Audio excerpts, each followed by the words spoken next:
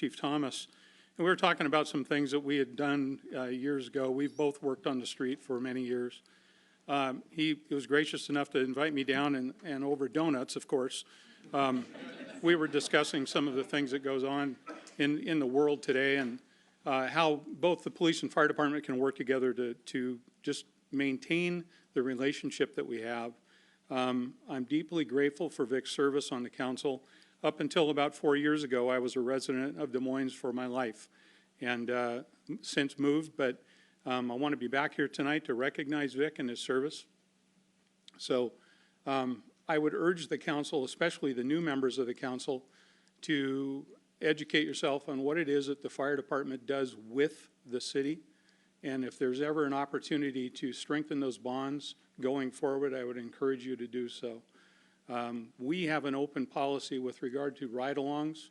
I would invite any member of the council to ride with the fire department, and we can certainly set that up for a future, because I think it would be eye-opening for you to see what the fire department does. We do eat donuts, but not in the quantities that other folks do. Another reason I'm here tonight is more of a personal nature. I've known Vic for, on the way down here, I was thinking about this, nearly 50 years, 5 decades. We met when we were about this tall. And I am holding back some emotion right now because we have been through some pretty incredible stuff along the way. It's been a real journey. This is one of my dearest friends. He's also now my boss. Publicly, I have to call him Chief Pennington, but privately, he's Vic or Victor, and will always be that. So if you want to fire me for that, Chief, go ahead. He is a brother that I've never had. There's many stories, and I won't bore anyone with them, but I will just say that as my chief, you have my respect.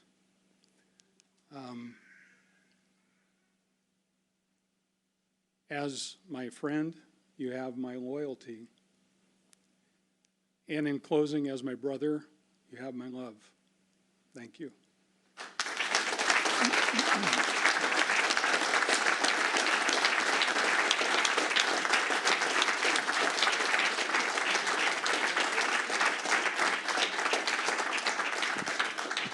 That's hard to follow. Well, you're not my brother. You are my friend.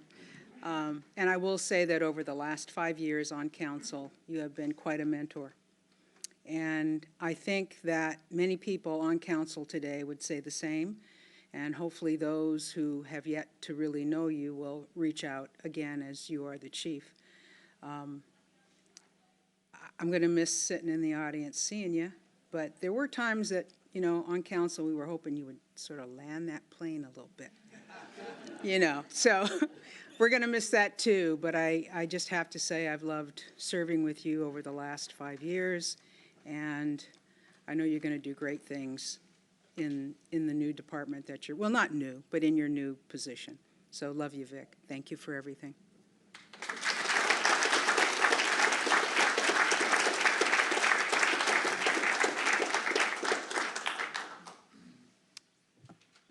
Well, I am going to turn the microphone over to you in a minute, but we have a little something for you. So, excuse me 1 second.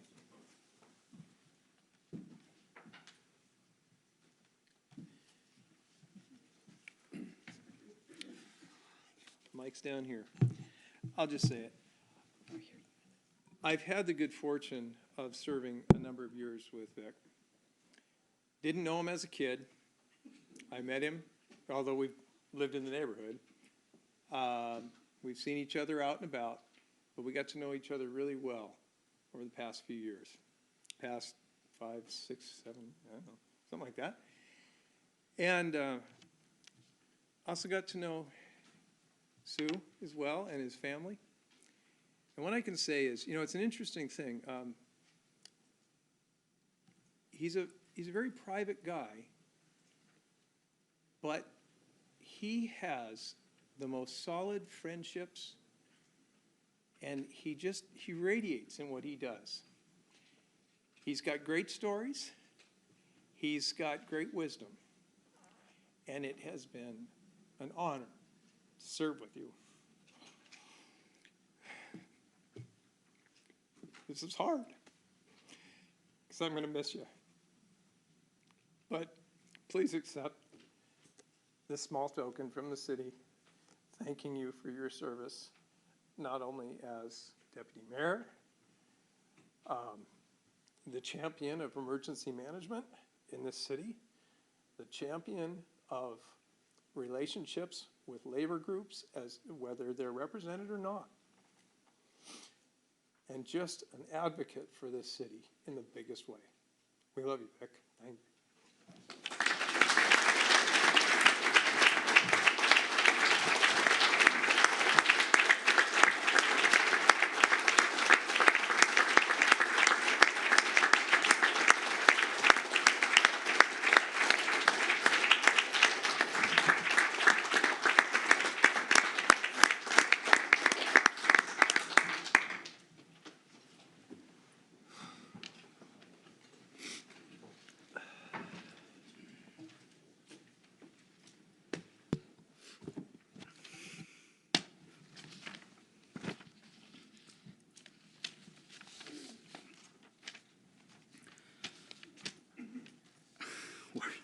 Where to start, other than I do have a picture of the police chief sitting in a fire station recliner. That's always a plus.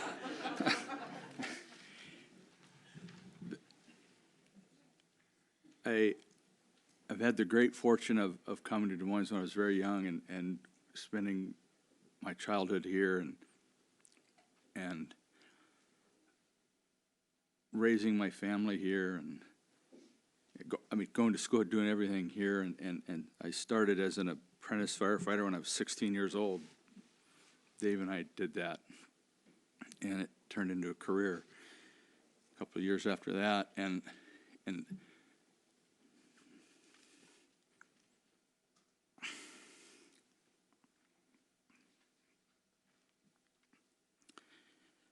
the Des Moines community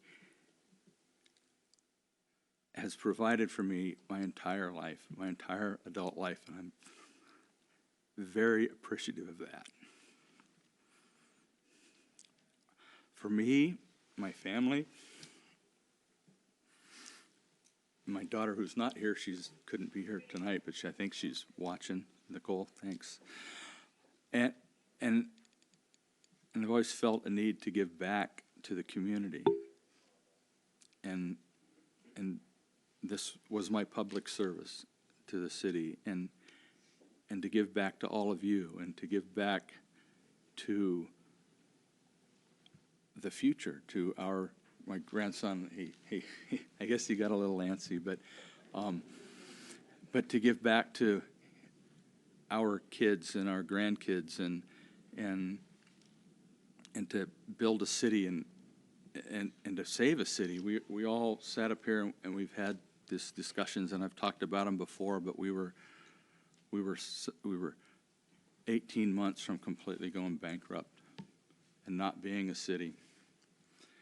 And to work with an incredible group of council members and city staff and citizens, and some of those conversations were hard and difficult, and they weren't fun at all, and they took a real personal toll on, well, certainly on me and on a lot of our employees and our citizens too, because I know that if you're here showing up at a council meeting, it's because you care. It's because you care about this city. So we have that common thread. We have differences of opinions and differences of thoughts of how to get there, but it's because we care about the end, and we care about what happens to our community, and it's really our community. And for all of you that have showed up faithfully, Rick, you're one of them, and several, Harry and Patty, and you know, for all of you that have showed up, and you guys, I mean, all of you, I want to just single out you folks, but thank you for that. And thank you for being honest and frank about your thoughts. And to my brothers and sisters in the police department and the fire department, and thank you for your recognition. I appreciate that, but we're family. And I appreciate it, but you didn't have to do that. But I do appreciate do appreciate it. And I look forward to be able, as I was talking to Sue the other day,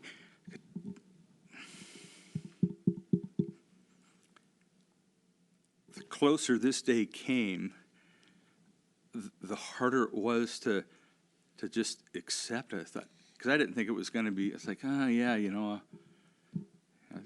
we'll just kind of end it and it'll go and life go on. But the city of Des Moines family that I became a part of, man, it's just absolutely incredible. And it's like a loss. But I'm really, really happy I'll still be a part of that, and only in a different capacity. And it will still be there, and we'll still be taking care of each other. And I won't be setting up here, but maybe I'll set out there a time or two. But we'll still be there, and we'll still be working together for the same end, for the same good. And thank you all for everything you've said, and thank you all for your friendship and your brother and sisterhood, and thank you for all of your kind words, and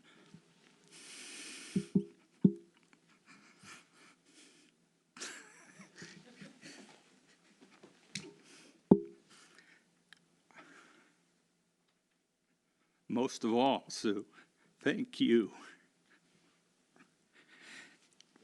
Dave, you did it to me. You jinxed me. He said, see if he's going to cry.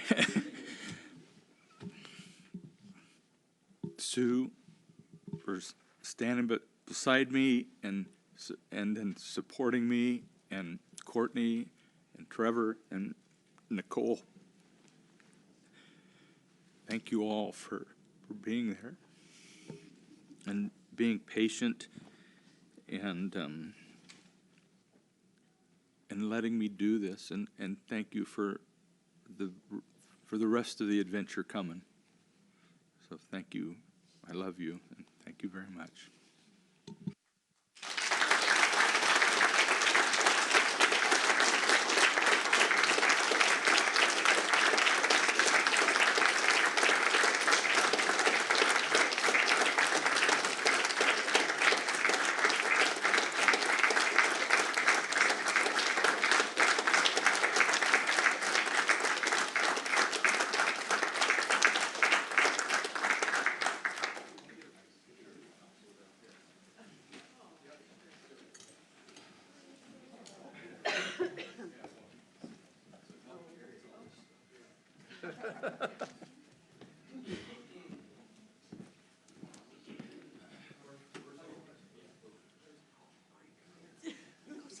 Go see Papa. You want to see him? Go see him.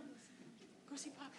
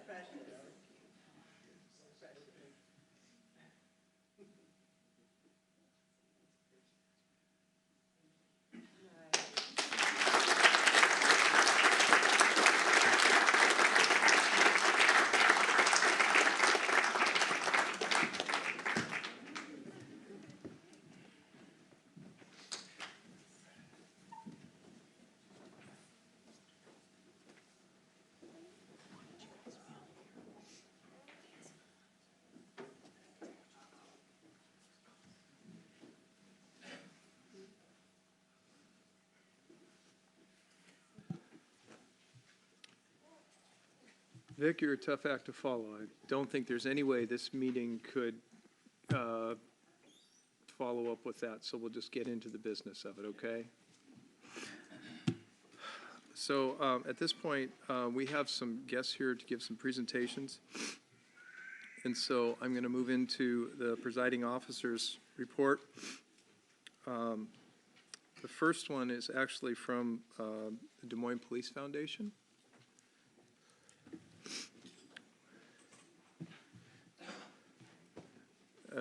Council, the presentations are a little bit out of order compared to the agenda you have in front of you, and that is because I'm trying to, we have a number of officers and so forth here, so I'm trying to accommodate everybody.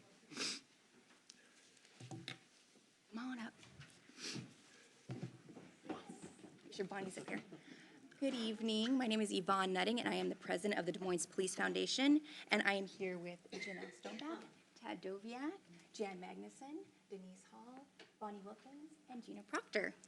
And we are also here because we have something to give the city, to give to the police department, and it is a check for $18,500. Wow.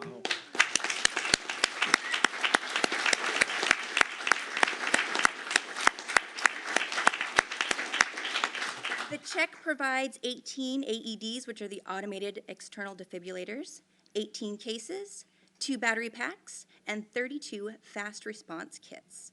I want to thank the amazing Police Foundation, our auction team committee, which was Jenny Hills, Jessica Vick, Denise Hall, Bonnie Wilkins, and our chair, Gina Proctor, and our amazing community for helping to donate all the money to be able to do this for you guys. So, without further ado. Wow. Let's do this.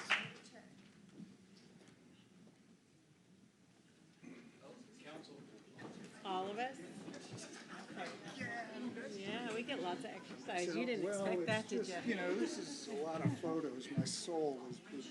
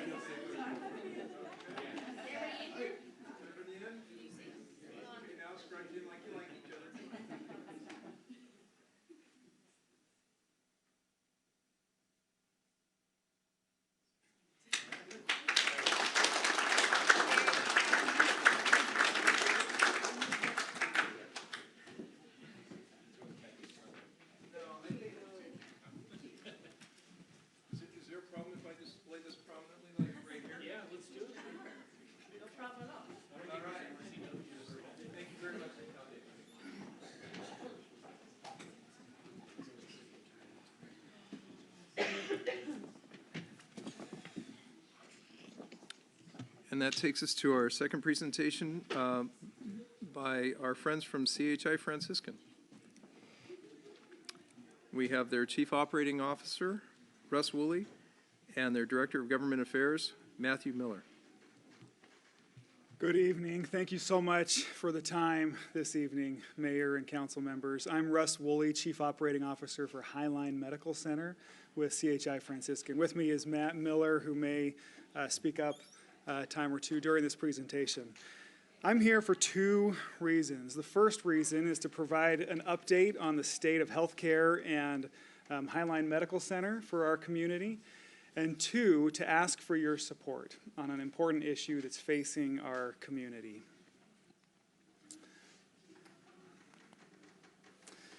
A brief overview of Highline Medical Center. Those of you who have lived in this community for some time, I'm sure know of us. We opened in 1958 and just celebrated 60 years this last summer. We have a total of 133 beds, which is much more than we initially opened with in 1958. Opened as a Burien General and grew to a full-service medical center. You can see our statistics there on the board. I'll just mention a couple of them. Each year, we see over 50,000 emergency department visits at our hospital. We're a major employer in the area with 840 employees and another 406 total providers. This last year, we provided $22 million in community benefit. We are a private, nonprofit health system, which means that we provide charity care, uncompensated care, and community programs in terms of support and education to a total of about $22 million this last year.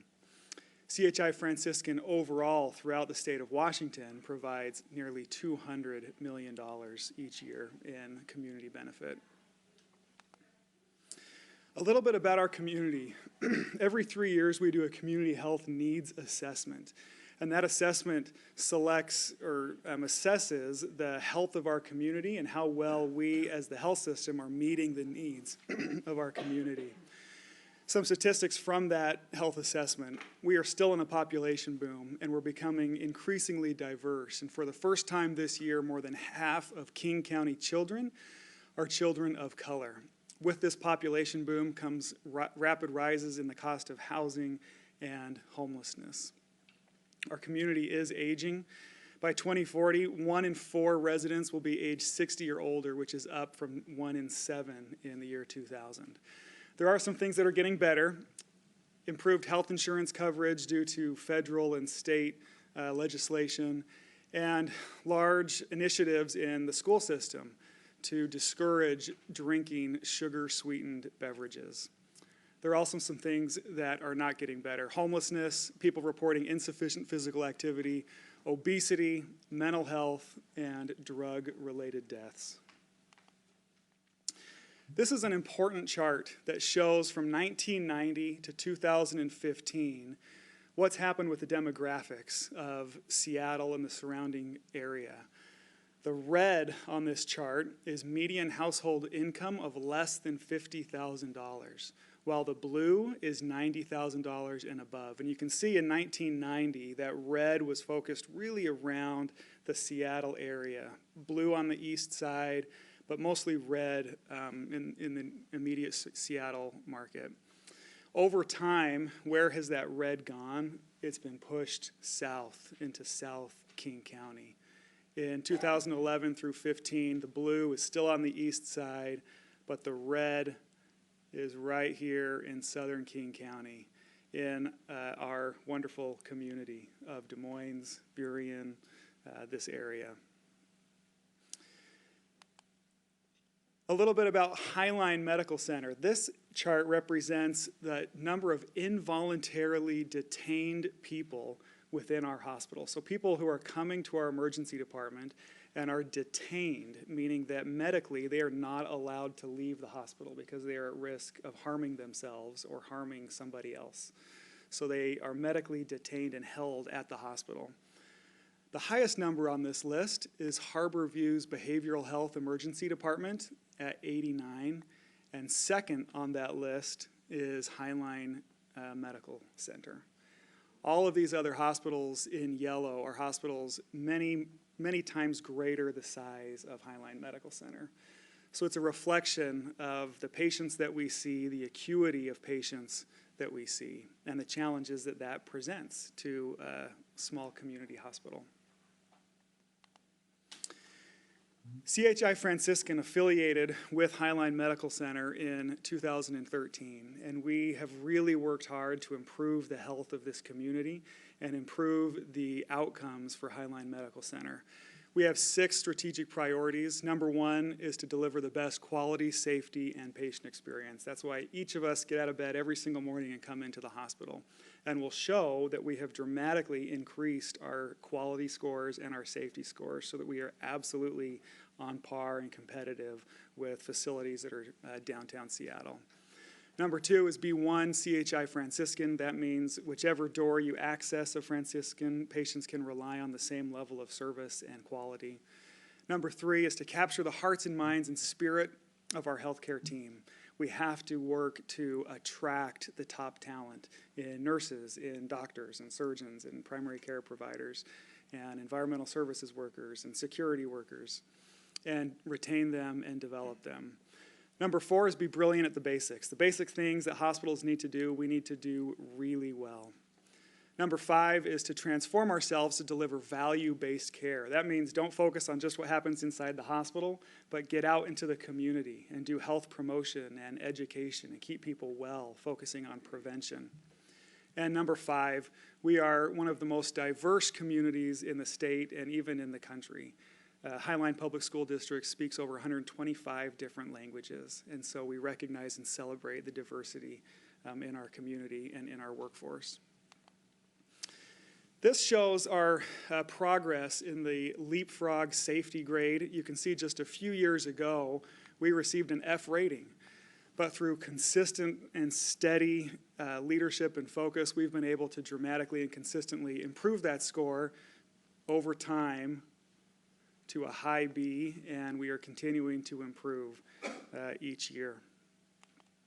Our staff engagement is up. We have some really neat things happening right now. This shows our staff engagement from 2018 in blue to 2019 in green, and we are up double-digit percentage points in all of these major categories.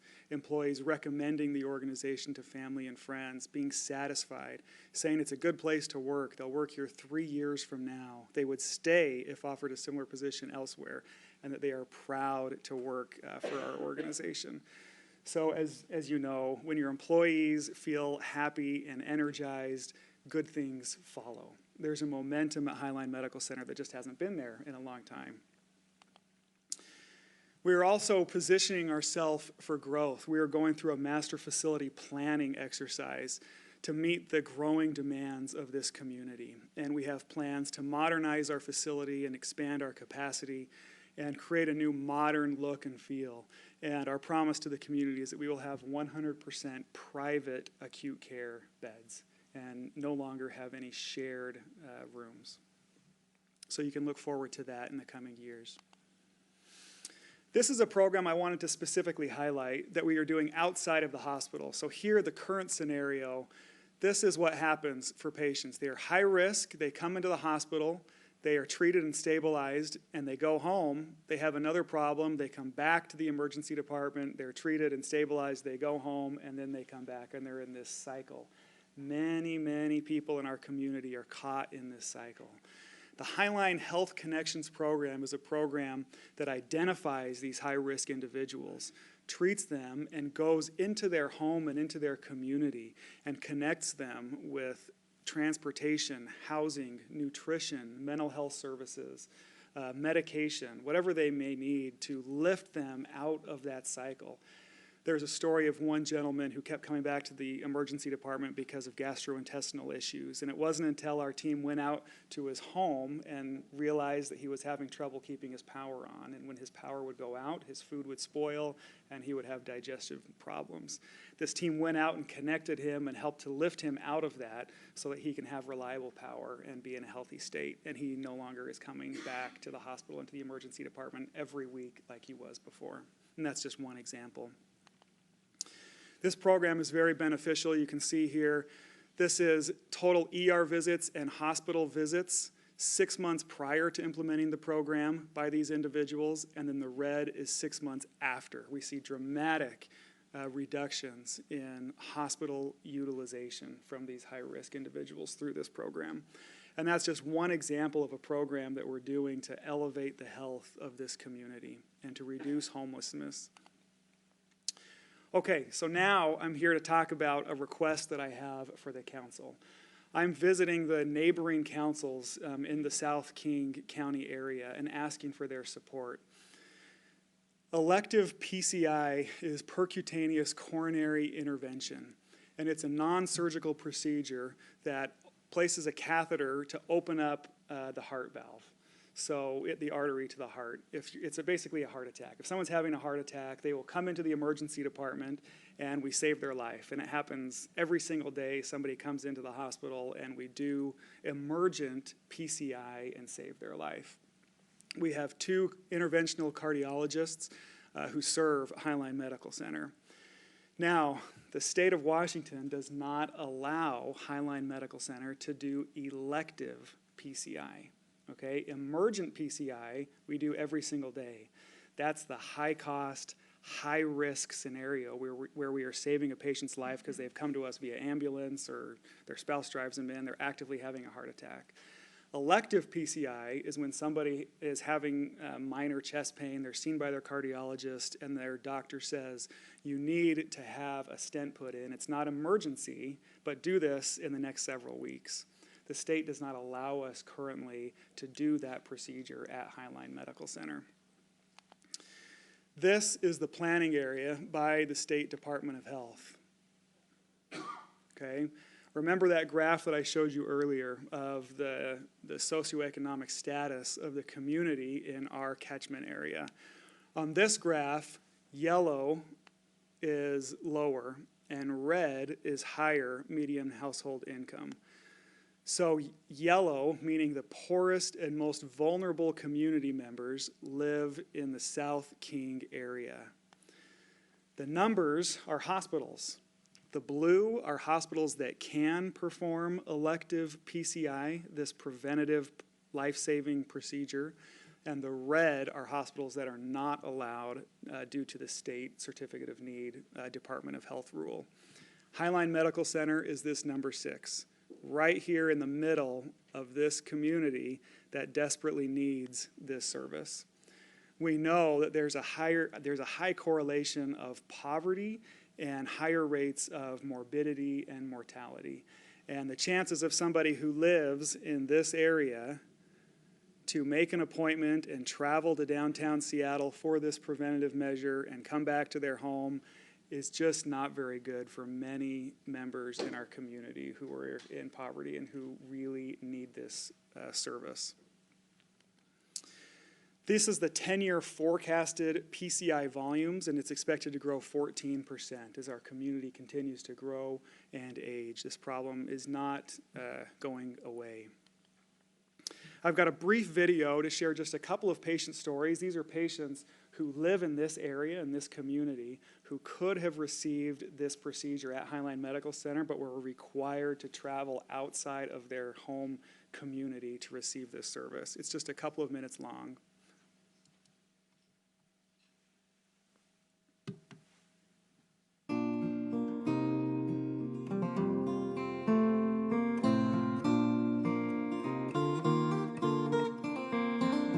It was about 1.5 years ago that I noticed some symptoms of extraordinary fatigue. And so I came to Highline and I saw Dr. Goebel, and they went ahead and did an exploratory and found out that I needed a stent put into my heart.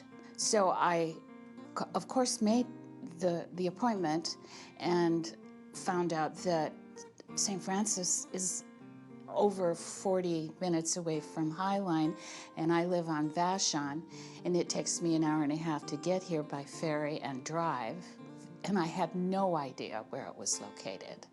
And I couldn't go by myself, so I had to ask for a friend to drive me, and it was long. It's not just inconvenient, it's extraordinarily difficult. Yeah, I had a slight stroke, and they did a lot of tests on me, my doctor, Goebel, and they found out I had an artery that was completely blocked and told me I had to have a stent put in. I thought I would get it done right here, because this is where I go all the time. And then they told me that they couldn't do it here. I had to go to St. Joseph's down in Tacoma. I live about 2 miles away from here, from the Highline Hospital, and it's about 30-some miles down to Tacoma and each way. It seems like they have plenty of good doctors right here. I just couldn't understand why they send me all the way down there. I really had no symptoms. I had a car accident and I passed out at the wheel and came through the emergency room. Found out I had 3 clogged arteries in my heart. Couldn't do the procedure here, so we went down to St. Joseph's. We had to leave probably an hour or more earlier than we'd have had to leave if we just had it here, because at the time I was only living about 6 minutes away here in Burien, so it would have been a whole lot more convenient to come here. Here at Highline, my care has been Really good. I'm really comfortable with the people that have been taking care of me. When Dr. Goebel told me I needed to have that angiogram to find out if there was a blockage, he had to refer me to Tacoma, and it just seemed like it seemed strange that I couldn't just get it done in this hospital close to home. At Highline in the emergency department, we're incredibly proud of the excellent care that we're able to provide to all patients, regardless of their ability to pay. And extending that ability to care for our community with elective percutaneous interventions supports the mission of Highline and the same level of care that patients expect when they come to our emergency department.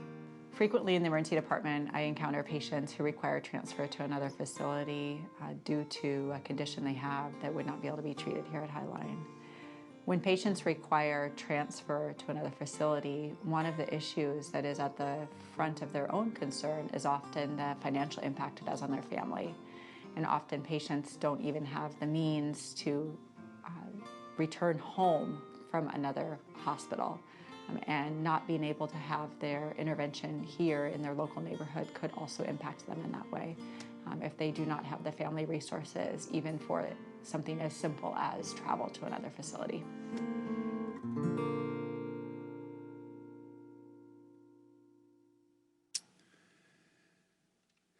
I would like to submit a letter of support for your consideration that you can join with us in submitting to the State Department of Health for us to be able to perform this important preventative life-saving procedure. And I will email that letter of support to your clerk for your consideration. As I said, I'm visiting the other councils. Burien has already enthusiastically supported us and returned that letter, and I'm visiting the others over the coming months. And so thank you, and I'm happy to take any questions. Councilmember Buxton, then Councilmember or Deputy Mayor Mahoney. Thank you, Mayor. So what is the reason, if there are several hospitals in the region that are able to provide that procedure, is there like a limit on hospitals that the Department of Health has from the state, or? And I'll have Matt come up. He's really Okay. our expert on the rule, but that's Okay. exactly right. Within our planning area, there's a limit on the number of hospitals that can do this.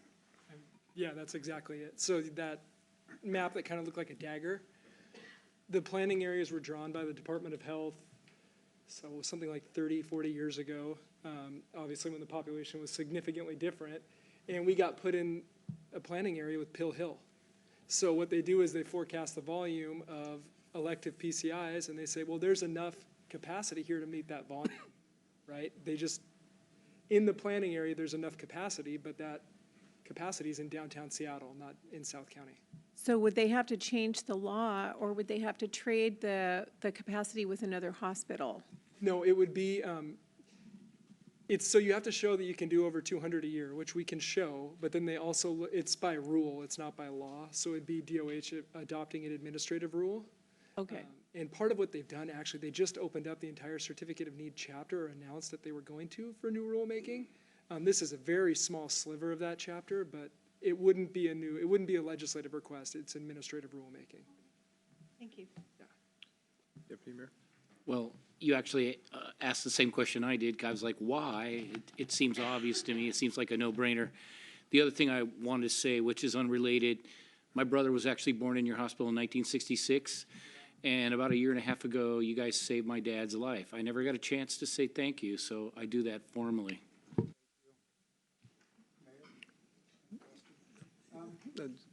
Yeah, Mike on.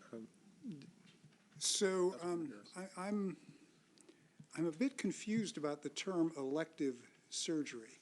Could you expand upon that a bit?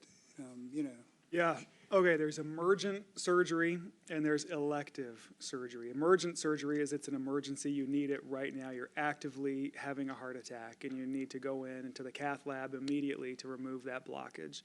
Elective means scheduled or planned, okay? So it's something that needs to be done, but not today. It can wait a few weeks, it can be scheduled. That's what we're prohibited to do. We can do emergent PCI through the emergency department in our cath lab. Like I said, we do it every single day.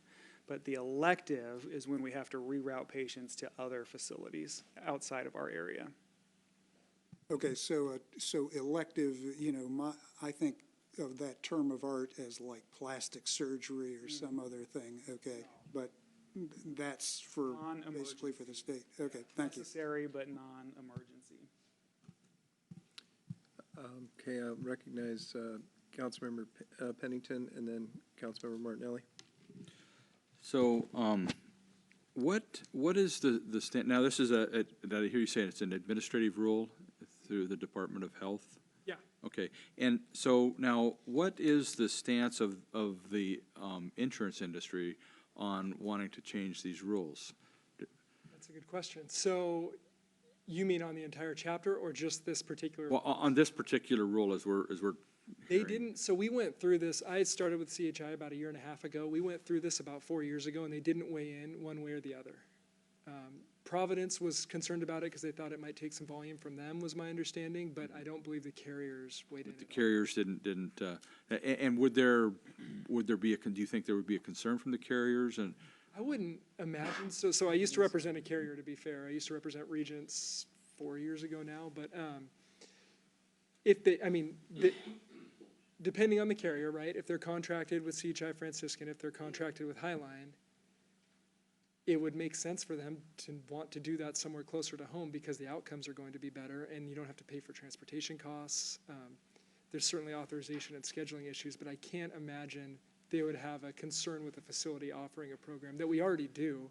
I mean, the question is, the way it was described to me that made sense, my dad had a heart attack about a decade ago now, and had he gone in, they said, oh, you have a blockage, we can do this now, that's elective, right? Or you can wait a month and have a heart attack, and then we will do it then.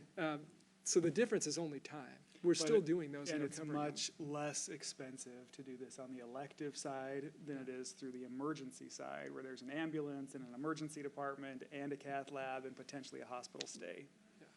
And I believe me, I understand the emergency side of it, and I think after tonight I won't be here, but I think as the council goes forward, I think it's important to support this because the ability to have quick care, efficient care, and in a timely fashion, and not have to wait. And I can tell you, in my tenure that I've gone out and seen people, oftentimes they wait, and then we see them again, but they're not quite in the same condition they were. And then on a personal note, like Deputy Mayor Mahoney, thank you for your emergency department and your cath lab because you resuscitated me twice a couple of years ago. So thank you. Councilmember Martinelli. Thank you, Mayor. Has the DOH given any indication that the city supporting it would actually have an effect on their decision-making, or have they given any indication that they actually plan to change the rule or might change the rule? So they'll consider it if they consider the request as it comes, right? And generally speaking, when we've seen these be successful in the past, so I'm going to get this stat a little bit wrong, but it was something like in the last 10 years, 8 different hospitals have applied for this. We're the only ones who haven't gotten it. And when you go back and look through their applications, they all have robust community support. So that's part of what we're doing here. And also, obviously, Russ is giving an update on what's going on at Highline. But that's why we're asking, yeah. So yes, I think so.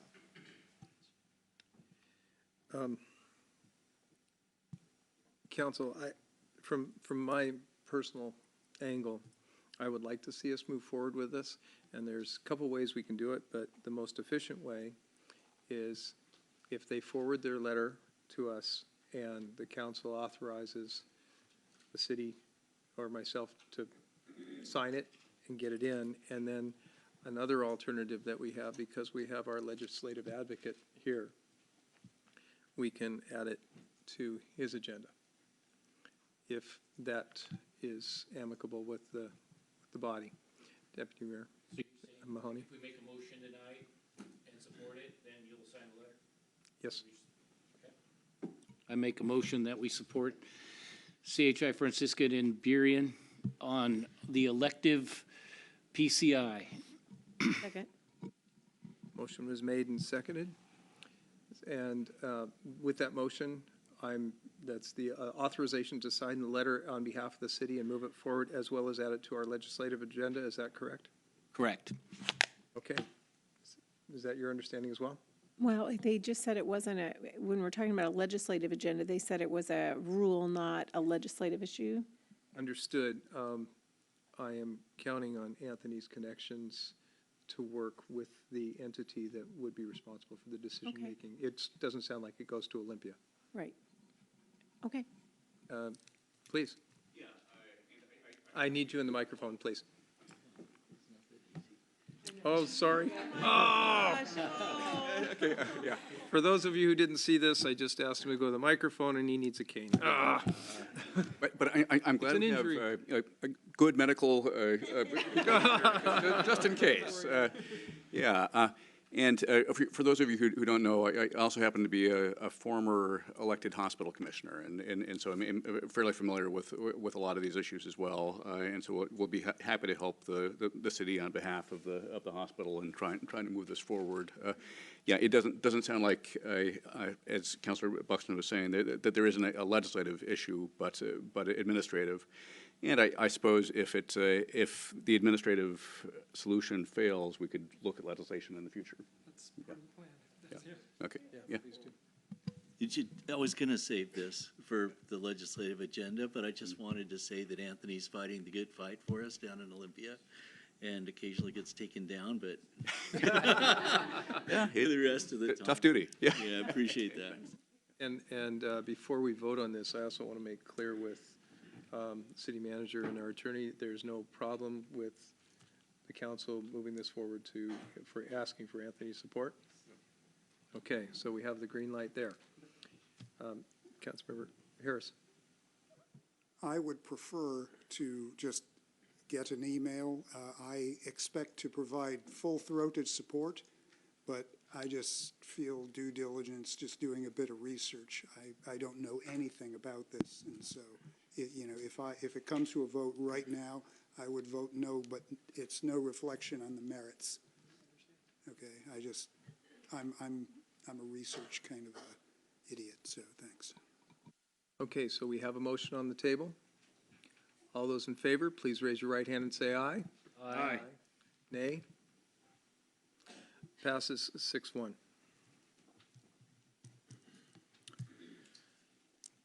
Thank you. We'll look forward to receiving the letter and communication. We will act on it as soon as we get it. And I know a few good orthopedic surgeons that I can help. This takes us forward to our Arts Commission update with Marcus Williams.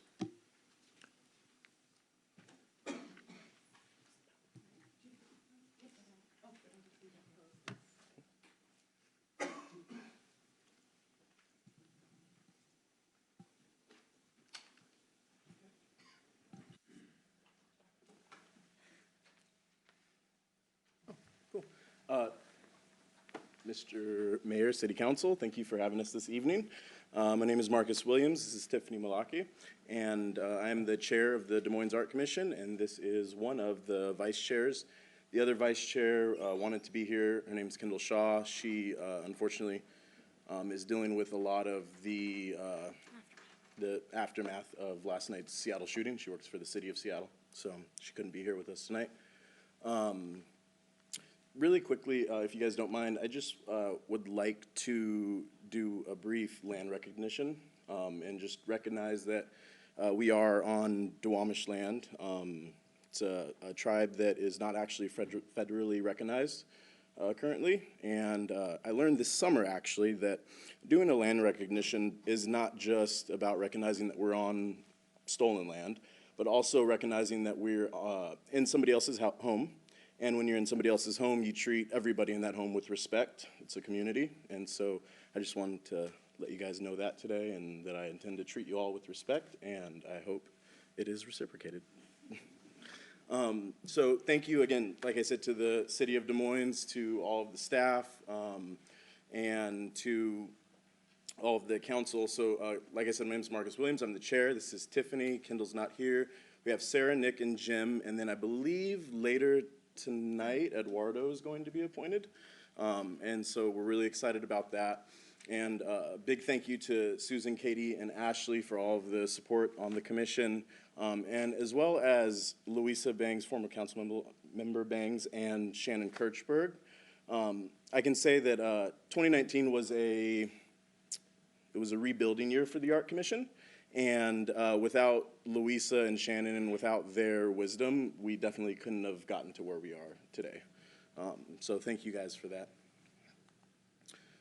So the vision and mission statement, Des Moines is recognized for its advancement of vibrant arts and culture, and we'd like to establish Des Moines as a center for the arts, which is something that since I joined the commission in 2018, we've worked to do every day, every month, through different events and programs that we try to put on. Some of those programs are of last year's Shakespeare in the Park that happens at the marina. It's one of the more popular events and actually brings in a lot of donations, even compared to the concerts, which have a higher attendance than Shakespeare. So that's really impressive. Last year, we added the Burien Actors Theater.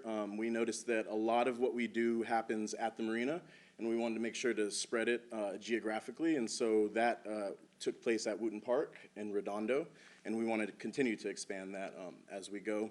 The summer concert series, it was super exciting. There's a lot of ups and downs. We had a really good band lineup, a really diverse band lineup, completely new to anything that we've kind of seen before.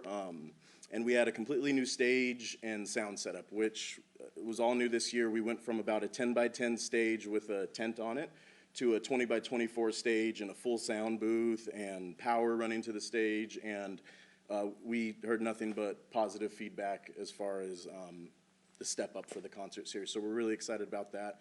The attendance, when weather permitted, it was really good. It was, with around 1,000, if not more. Now, my luck being the first year as chair on the commission, we hadn't had rain in 6 years for any concerts, and then we had rain for 3 concerts. So that happened, but the community still came out. The community still supported, and we were really, really happy to continue to put that on. And we hope to bring back an even better concert series this year. Squidorama this year also down at Redondo. I mean, we had probably 350, 400 people show up to that again this year. It's been a really positive children's event. And this year we actually stepped up a little bit and we created kind of art gift baskets for the top 3 winners. And so we gave the kids something to show them, like, hey, you did something, you won, here you go. And so they were really excited about that. I just want to say that we have a commitment to this community to bring art to the community, and we really appreciate the city's backing us and showing your commitment to us. And we want to return that by, showing that to the city. So thank you guys for that.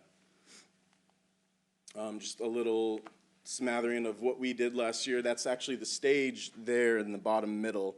And I wish I had a picture of the old stage to see so I could show you the difference. But and then you also have the Burien Actors Theater play, the Shakespeare play, and then a few of our commissioners and Louisa there. So for 2020, we, thank you to the city, we got an increased budget, and we are able to do some things that we didn't think were possible before, and so we want to continue to expand the Art Commission as, like I said, a center for the arts in Des Moines. And one of the things that we want to involve into our marketing plan is making sure that we use local artists and local art.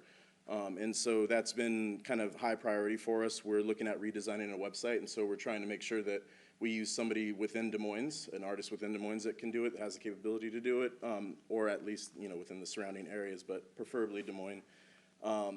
As well as upping our social media presence. I mean, we kind of doubled it from when I joined in 2018 to 2019, and so as far as like following on Facebook and being able to use Instagram, previously we didn't use that, and from using that we've seen an increase in attendance at events and so forth. So also, refreshing some of the banners and the flyers and the signage that we have. One of the complaints that we got during the concert series is that there's no signage, how do we find it? And we realized we only had about 3 A-frame signs that we kind of set throughout the city, and I'm looking for them, I couldn't find them. And so we're going to try to invest in that, and as well as use a local artist to do a logo refresh. It's been quite a few years since that's happened. And, you know, we're trying to bring some diversity in the art as well to the city by putting on some of the, some new events. And you want to talk about a couple new events? Sure, I'm happy Yeah. to talk about. Yeah. The Kindness Rocks, maybe? Yeah, the Yeah. Kindness Rocks thing. So, hi, Tiffany Malake. I'm a mom of 2 little kids, so I'm really excited to kind of bring some family programming to the arts. One of the ideas that we are trying to do this spring is, I know there's a grassroots movement called Kindness Rocks. It typically happens around March, April, as people are like coming out of the winter months, getting out into hiking and out in, just out more. People are doing artwork and positive affirmations on rocks and leaving them around for people to find.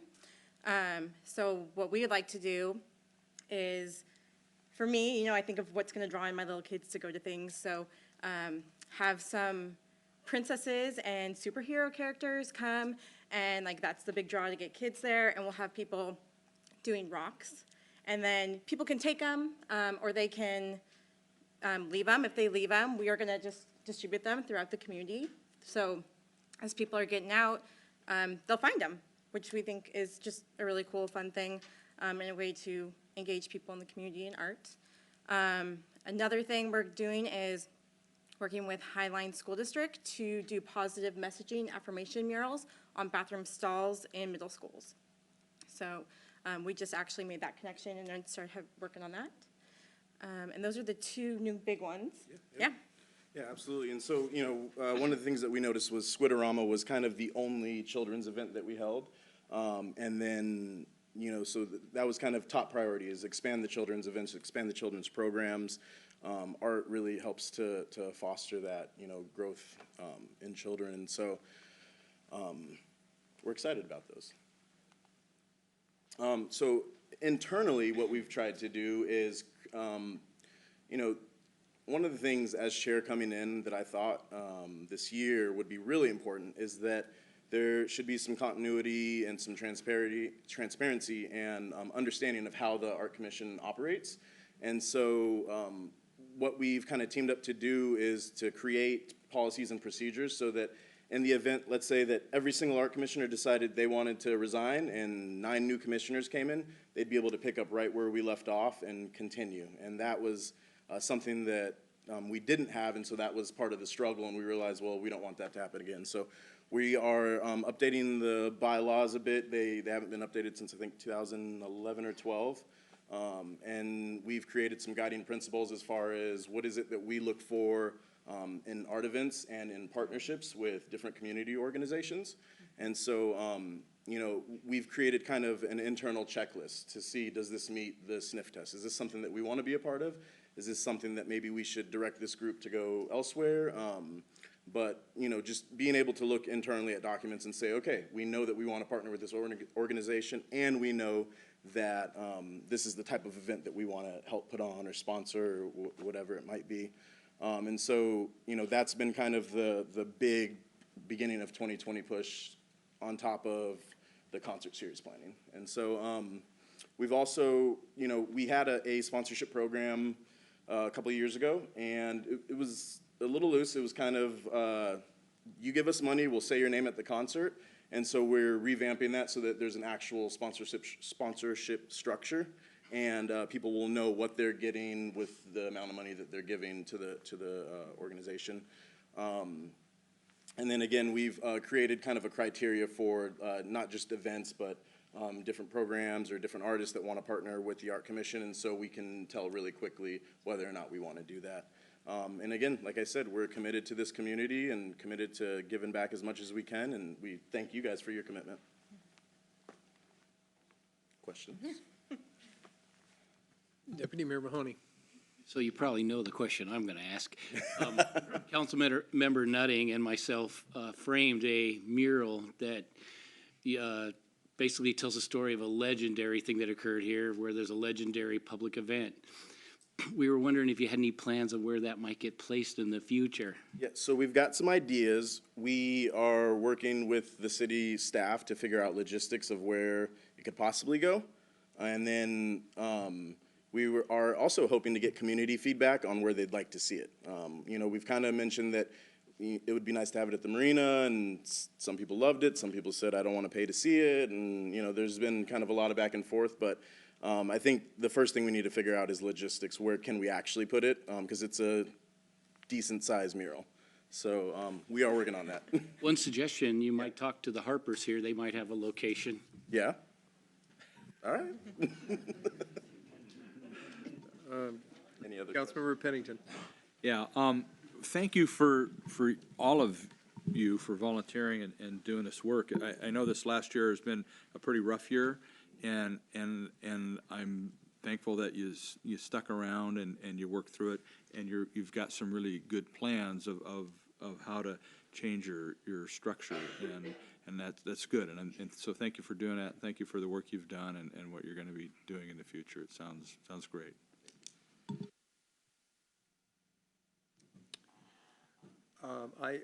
I just want to kind of wrap up by saying, you know, the one thing about the Art Commission is that whenever someone is interested, the one thing about the Art Commission that's different from many of the organizations is you start working from day one. This is a working group. When these concerts come together, they're down there doing stuff. I'm not saying that the other organizations don't, but this is whenever an appointment comes around, you know, we look at it very carefully to make sure that, and we do recommend that you interview those who are interested. If someone doesn't want to really be a commissioner, they can always serve as a volunteer to help with what you do. But because of the work you do, you have expanded Des Moines' capability as a destination. And all the shows and everything are just constantly talked about. So I love what you guys do, always have, and thank you very much. Thank you. Okay. And now we have a brief, I don't know if it's a presentation, conversation from our City Clerk and Communications Director, Bonnie Wilkins, to talk about something that's in front of us but not fully functional at this time. Thank you, Mayor. New and exciting. Before you see a new piece of equipment. And what this is a new voting and timer system. We'll be implementing it in the next couple weeks or so. We're still working out a few logistics with our wonderful IT department. So I want to thank Dale and Terry Ann and Chris for helping do the installation. But it will track your votes and it will track your time, and we'll see what else it can do. But stay tuned. We'll be sure to give you a full tutorial when it's ready to go. But very user-friendly, so. I also noticed that it can help, I'm constantly looking down the dais for a hand or a nod or something, and that's how I recognize folks. Looks like there's a button on here, so we might see some things light up. Correct. It will track who chimes in first, who chimes in second, so. Anyway, this is not a system that I know how to use at this point, and I'm sure instruction will come with the rest of the components that are not yet installed at this point. Correct. We're waiting for one big key piece to install, and then we'll be good to go, and I'll be sure to train you all. It's if I can do it, you can do it, so. Thank you. Okay. At this point, I'm going to ask our city manager to give his administration report. Thank you, Mayor. Just one item at this point, and this falls under the description of great news. So Susan, if you would share with the council, and we have Janelle here and others. Thank you. Good evening, Mayor, City Council. Tonight, I have the pleasure of giving you an update of what's going on at Midway Park. So Midway Park is the only open space that exists in the Pacific Ridge neighborhood. And the Pacific Ridge neighborhood itself has the largest deficit of parks and open space in all of the neighborhoods in the city.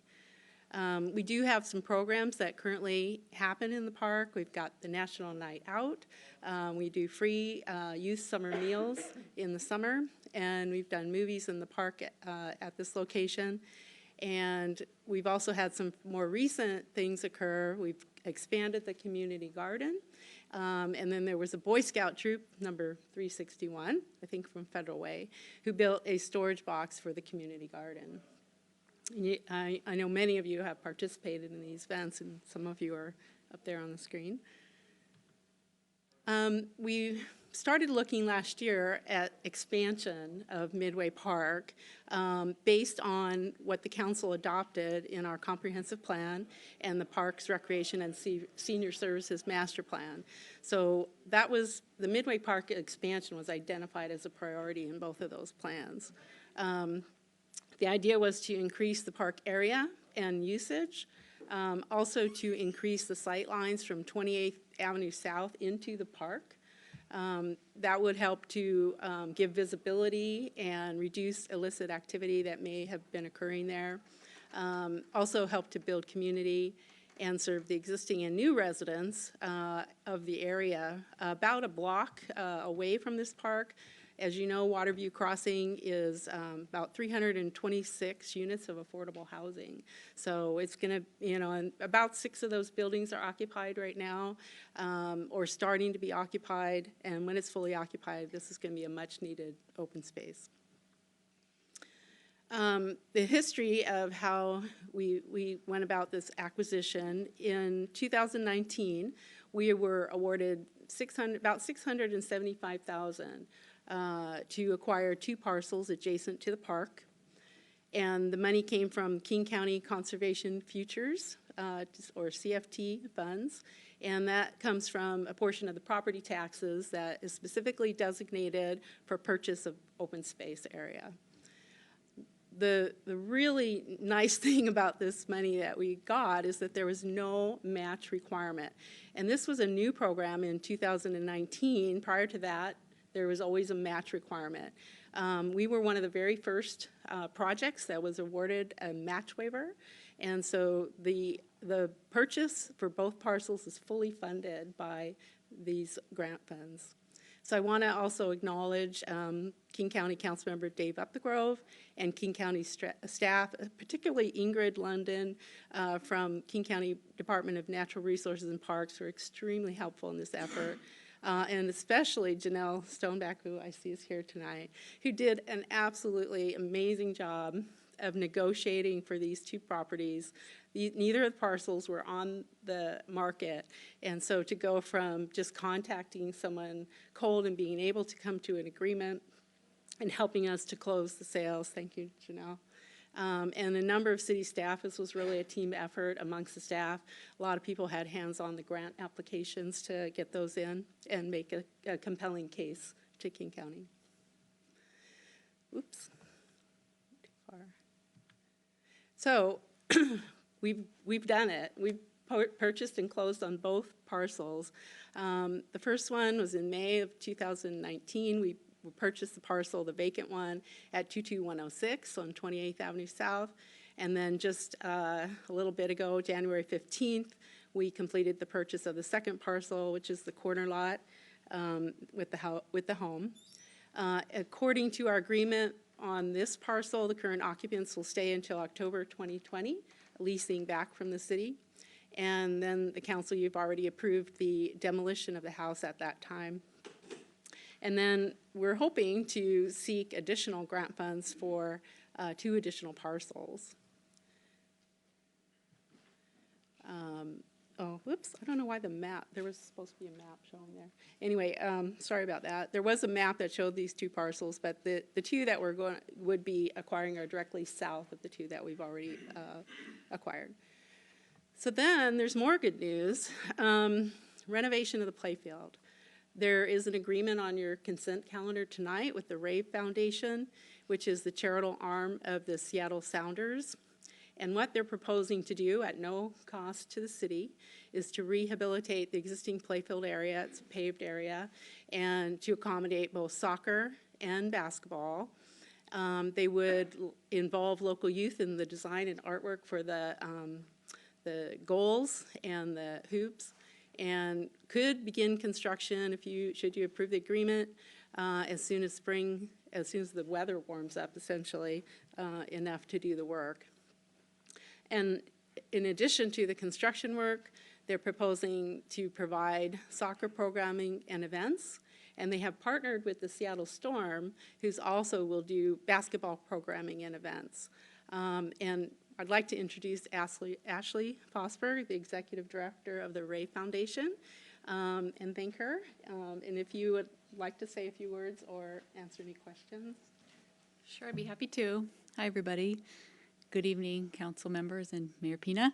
Thank you for having me. My name is Ashley Fosberg. I am a Burien resident, although I'm thinking about moving to Des Moines after tonight's meeting. Seems like a wonderful place. And a longtime resident of the community. And I'm so happy to be representing Seattle Sounders today. Many of you may not know Seattle Sounders has a charitable arm. Our name is the Rave Foundation, and I have the lucky job of running that foundation. Our mission is to build small fields for free play in communities of need where kids need more access to play. We also invest programs that use soccer to inspire kids to learn and to ignite learning and to strengthen communities. So Midway was brought to our attention by our friends at Des Moines Rotary, my friends at Des Moines Rotary and at Highline Public Schools, as an area of need and a park that needed some love and a court opportunity that was underutilized. So we took a look at it about a year ago and have applied for grants to renovate it on your behalf, but we're not successful. So we didn't lose faith though, and because King County just went through a play equity study and determined that King County received a grade of D for play equity and for providing safe access to places to play for kids who are in the lower income category. We have new friends in the play equity space in the Seattle Storm.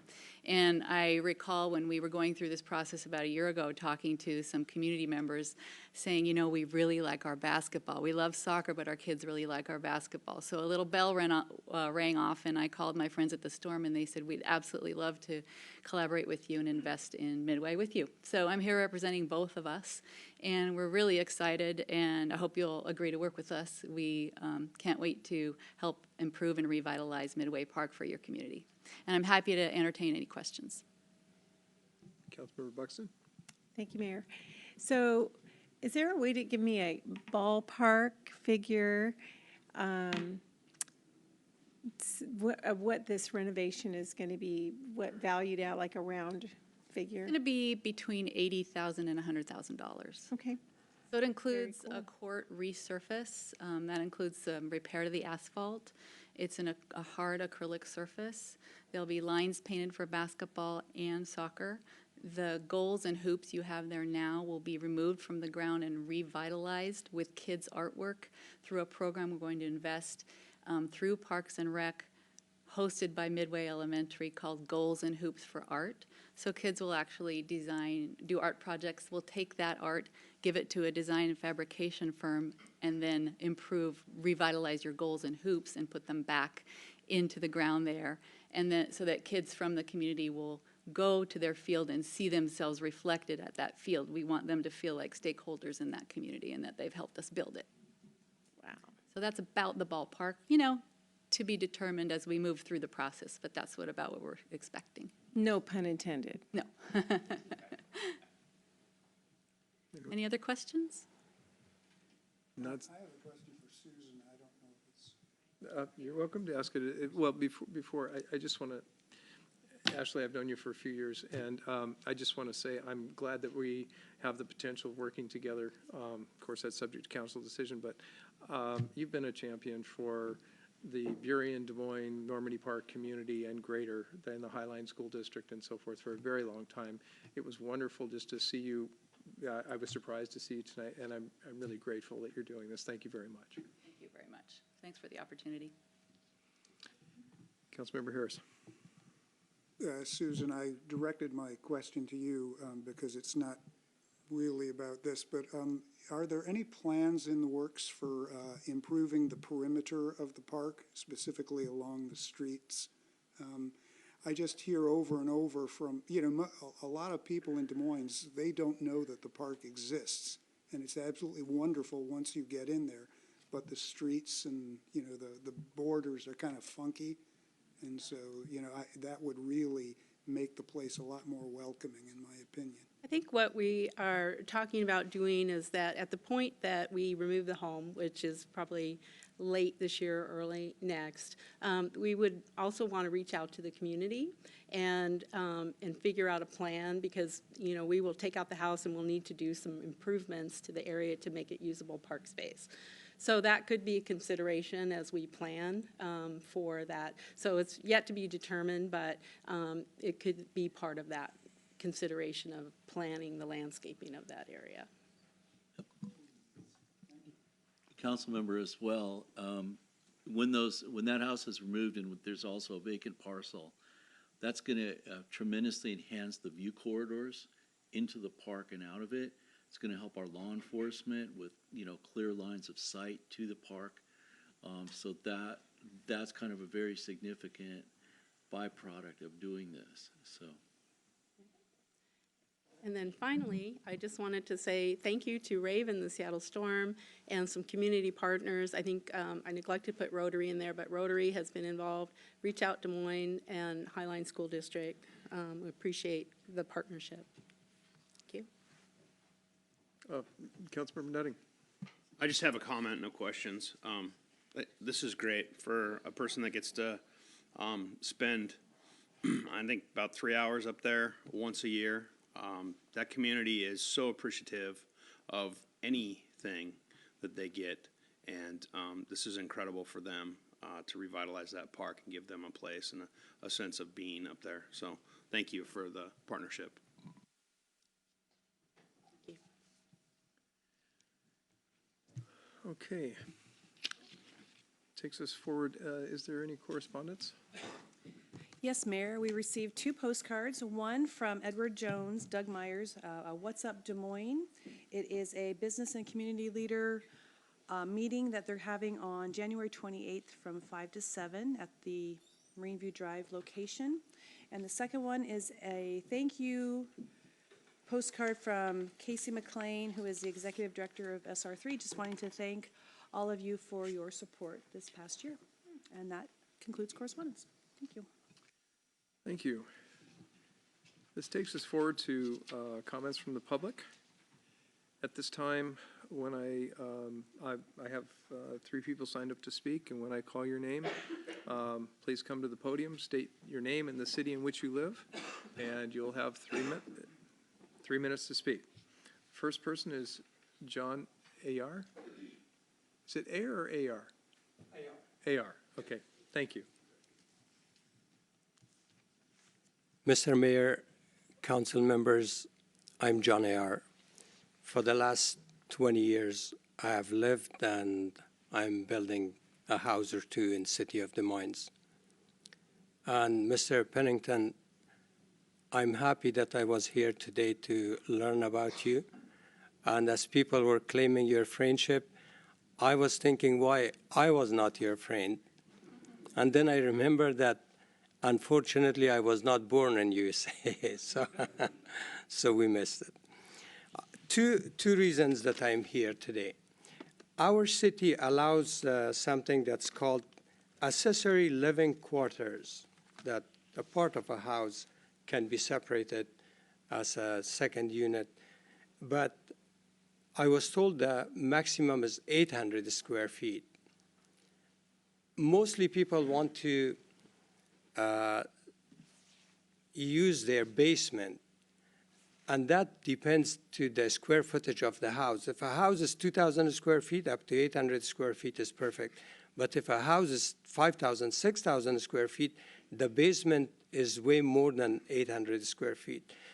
In order to include most of the houses, I think it is better to change it from 800 square feet to 1/3 of the house. So that probably can include a lot of houses. It adds to the value of the houses in the city of Des Moines, generate more taxes and income for people and also for the city. The second reason why I'm here, for the last 20 years, each time I applied for a building permit, 6 weeks to 2 months. This time, it is 3.5 months that my building permit is actually sleeping on Jason's desk in planning department. After 2 months, I contacted Jason, Denise, and then finally I called city manager. He said to talk with Susie. Susie talked with Jason, and just the next day I received an email that we looked at your blueprint or plan. We are not allowing the little room on the top of the roof, which city allows that. And there was something that he said about the height, that it's exceeding the height, which was not correct. So 3 things he said that were not correct. And I sent him back an email. I said, Jason, last year I applied for permit. This is the same blueprint. It's duplicate for the next lot. You allowed this, you approved it, and now you say it's not allowed. When he looked at it, and instead of admitting and issuing or allowing this to go to the building department, he asked for a few unnecessary things. But just to make it easy, I did it. I give it to him. It is 5 minutes to look at it and allow it to go to the building department. It's another 3 weeks. It is just sitting there. So 3.5 months, it is just on his desk. And then after that. I hear you, and I have to be fair to everybody in their time Yeah, sure. allotment. I will ask the city manager to review the situation and work with the team Sure. to take things forward, but I appreciate you bringing this to our attention. That's good. So give him a call, or should leave a number. We'll be in touch. Does the city clerk have your number? I think so. Please leave make sure that your contact information is left here. It's fine. Okay. I didn't.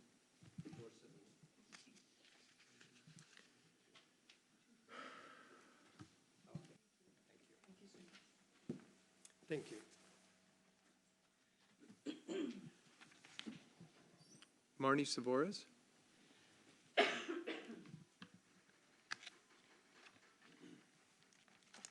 I need to do anything? Okay. I'm Marnie Sevores, and I live in Des Moines. I actually live at 222nd and 13th, so you guys are just down the block from me.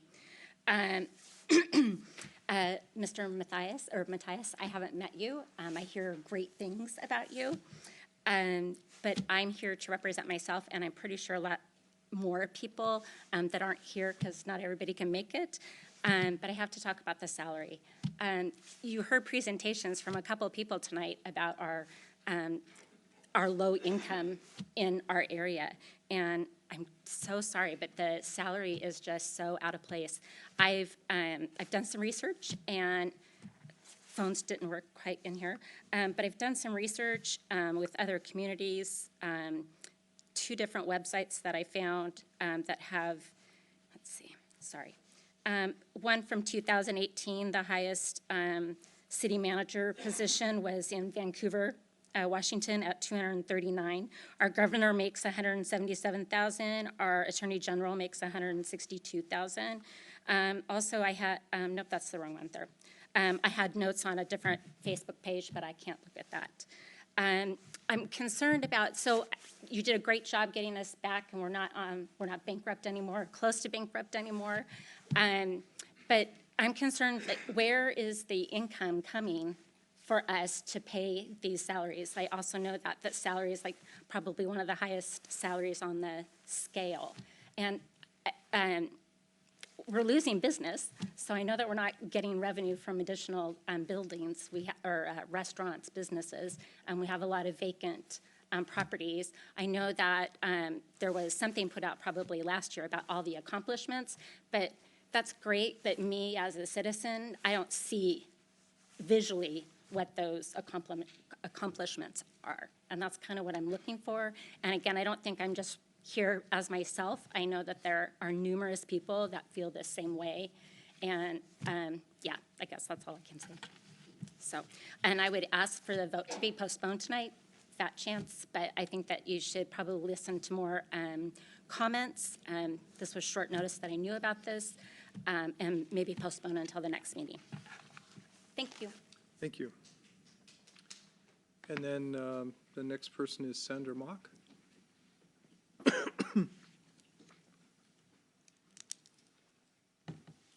Hi, Council. City Manager and clerks. My name is Saundra Mock, and I am a resident of Des Moines, and I own property in Des Moines, and I'm also a business owner in Des Moines. And I have to speak to Mr. Mathias's salary. I think it's exorbitant. When you consider the salaries of many other city managers in the area who are managing much higher budgets like CTAC, they have about the same amount of people, but it's a much higher budget. Their city manager makes less, substantially less. And hang on, I've got some notes here. In Bellevue, there's 120,000 residences and people there. And he makes about 40,000 more without this raise than that city manager. And, you know, it's one of those things where, as a taxpayer, I gotta say, when you've got people saying that they don't have a city light down their street and their cul-de-sac is dark, I think our money might need to be spent on the dark areas of this town. I think Mr. Mathias is well compensated as it is, and I want to know, is any other city worker getting a 5% raise? I think it's 1.9% across the board, am I right? 3%? Okay. Okay, all right. Well, from your beginning 4 years ago, with this raise, that would be a 45% increase with all of the benefits. And in 4 years' time, you know, we've seen, well, actually, the last 6 years, we've seen our property values double and our taxes double.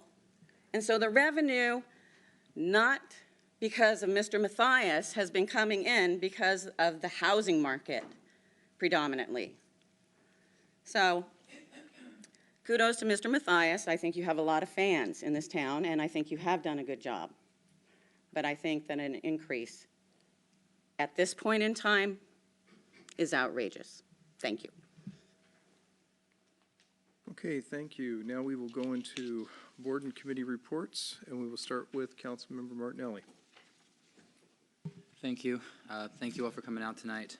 I spent a good portion of the last couple of weeks lobbying in favor of Senate Bill 2214 and House Bill 2315 to allow port package repairs. I unfortunately wasn't able to make it down to Olympia to speak in favor of it, but I was able to either make a call or send an email to every member of our legislature.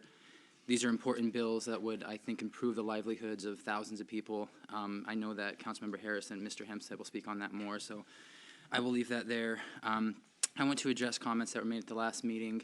I abstained in my vote to reappoint Mayor Pena, and my reasoning was because I believe that the people should be the ones making that decision and not us. Mayor Pena made remarks responding to my comments, stating why he opposes a strong mayor system, which includes that a strong mayor would bring in a new salary. I just want to clarify, because I think this is an important issue, that I also do not support a strong mayor system. What I support is retaining our local government system as it is now, but making one of the council member positions a permanent mayor position, putting that power into the hands of the people. I do not support increasing the power of the mayor. I do not support increasing the salary of the mayor. I just support making that something that the people vote on. I also want to address the raise for the city manager. I also believe that the city manager has done a great job. He's been nothing but kind to me. He's brought on an excellent staff, and as you'll hear from later, he saved the city a lot of money.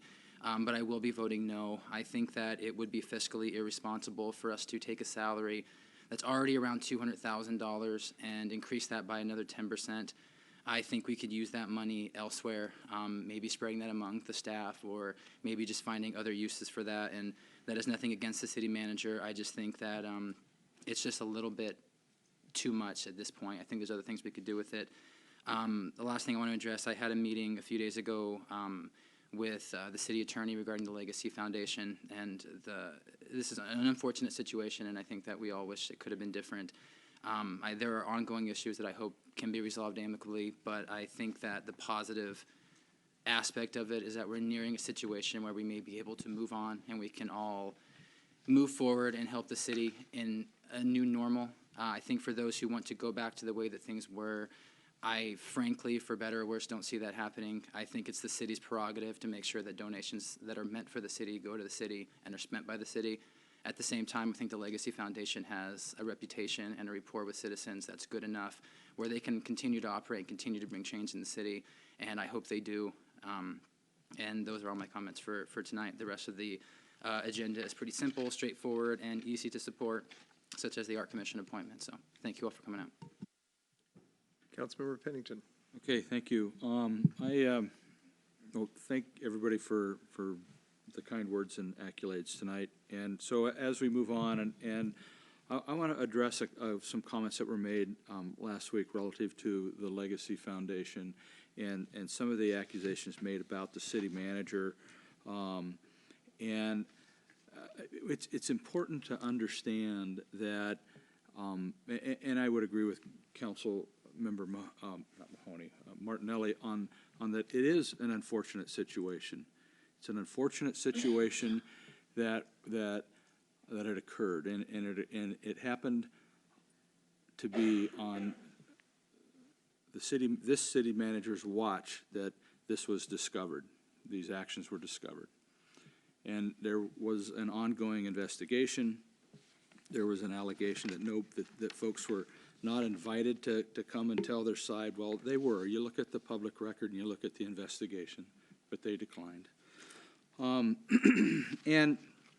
then there was someone who spoke about power and corruption and it could be good or bad, and that the city manager was doing all these things. Well, let me remind everyone that one, he has an obligation when something wrong happens, and he has an obligation by law. The council has an obligation by the oath that you took of office to support the Constitution of the United States and the state of Washington and the laws therein. And all of the actions that were taken were done with the city manager, the attorney, and the city council. Because the city council is a governance piece. And it is really unfortunate that this had to happen. And some of those folks had no idea what was going on, and others did. And some of those folks are our friends, our neighbors. And on the human level, that's tough. And that's one of the things I talked about earlier about how it takes a toll on you personally. But on a governance level and on a city management level, we have to abide by the laws and the rules that are given to us by the state of Washington, by our own ordinances, and also by other outside agencies such as the state auditor's office that mandate us to do certain things. And so it's extremely unfortunate and unfair that the city manager is the one who takes all that heat. Those are decisions made as a council and as an administrative staff, and they're made together. We know everything that was going on. We were told at an early stage, and the investigation went on to the point that it did. And so we are required to seek funds that are due to the city. And that, I know, is evoking a lot of emotion with a lot of people. But it's what we have to do. It's what we swore that we would do when we filled these seats. So I think the city manager gets a bad rap on a lot of levels. And I'll speak some more about some of what he has done later on in the meeting. But, folks, that's the way it is. And for those of you that work in the law and know the law, you know what it is. For for those of you that want to read the report, I would really hope that you would. And take the time to do that. And, you know, it really isn't just him. We're all in this kettle together, and we're doing it the best way that we know how based on our legal advice and what's required by us, by statute. So that's all I have. Thank you. Councilmember Nutting. I just have one short thing. This Saturday, January 25th, from 9:30 to noon, the Port of Seattle Airport Land Stewardship Program is hosting a planting event near SCORE and the Des Moines Creek Trail. They will be planting up to 700 native shrubs and trees and need our help. Log on to www.portofseattle.com, go to the community, and then to the events to register. The port will be providing snacks, gloves, tools, and plants, but be sure to dress for the weather. It's not supposed to be very nice out, but I'll be there with my family, helping out, plant trees, and hope to see you guys there. Thanks. Councilmember Harris. Let's see here. First of all, I'm just going to say like 3 sentences about legacy. This is my, oh yeah, press the button. Hi there. I have 3 sentences about legacy, give or take. Stop talking about it. It is a terrible rift in this city, and it would be best if everybody, I mean, just, you know, it'll be handled privately between the parties, and all it does is just inflame. You know, everybody has good intentions about, well, I'm just going to say one more thing, and it's like, and all you do is just make people mad again. But that's unasked for advice, which is usually worth less than 0. Last week I attended a Reach Out Des Moines meeting, and this is one of those wonderful things that go on in the city that not enough people know about. It is an organization that is funded by a grant, and I wish that the person from Chi Franciscan was still here, because they run the meetings, and it's a group of school teachers, people from King County. Our Tanya Seabury is there, and the goal is to help children reduce juvenile violence and arrests, and they have done miraculous work. The number of juvenile arrests since 2013, it was like 68 or 70, and now it's down to less than 20 per year. This is a fantastic story, and all it requires are very, very simple things, just helping kids get to school on time, making sure they have their uniform. Really trivial things make huge differences, and I am hoping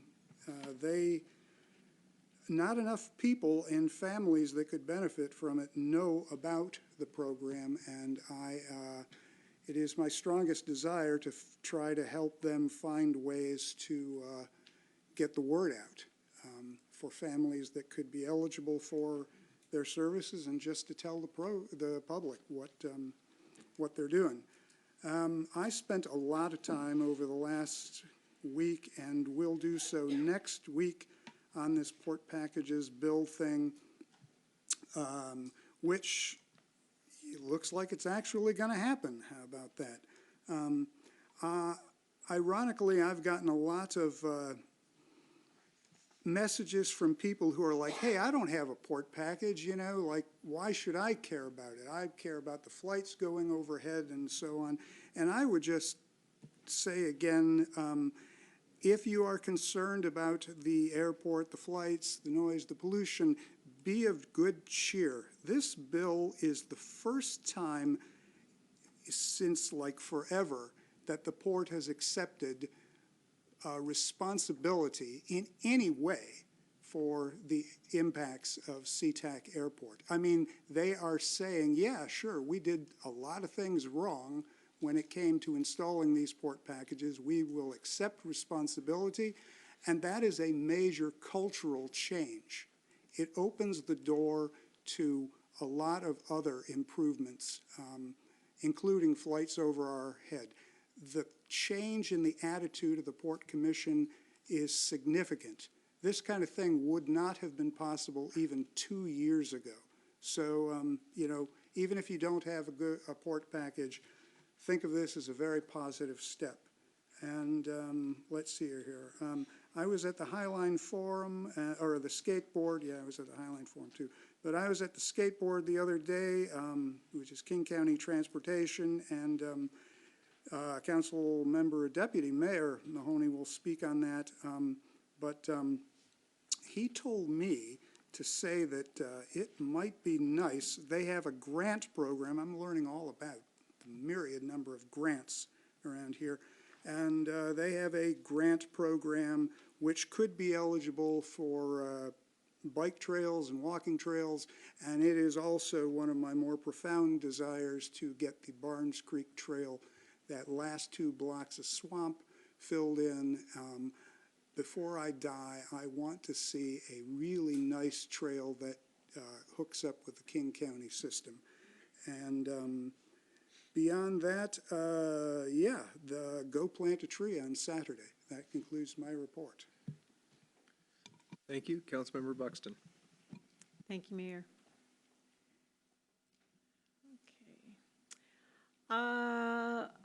This week I attended the farmers market meeting, gearing up again for a fun summer.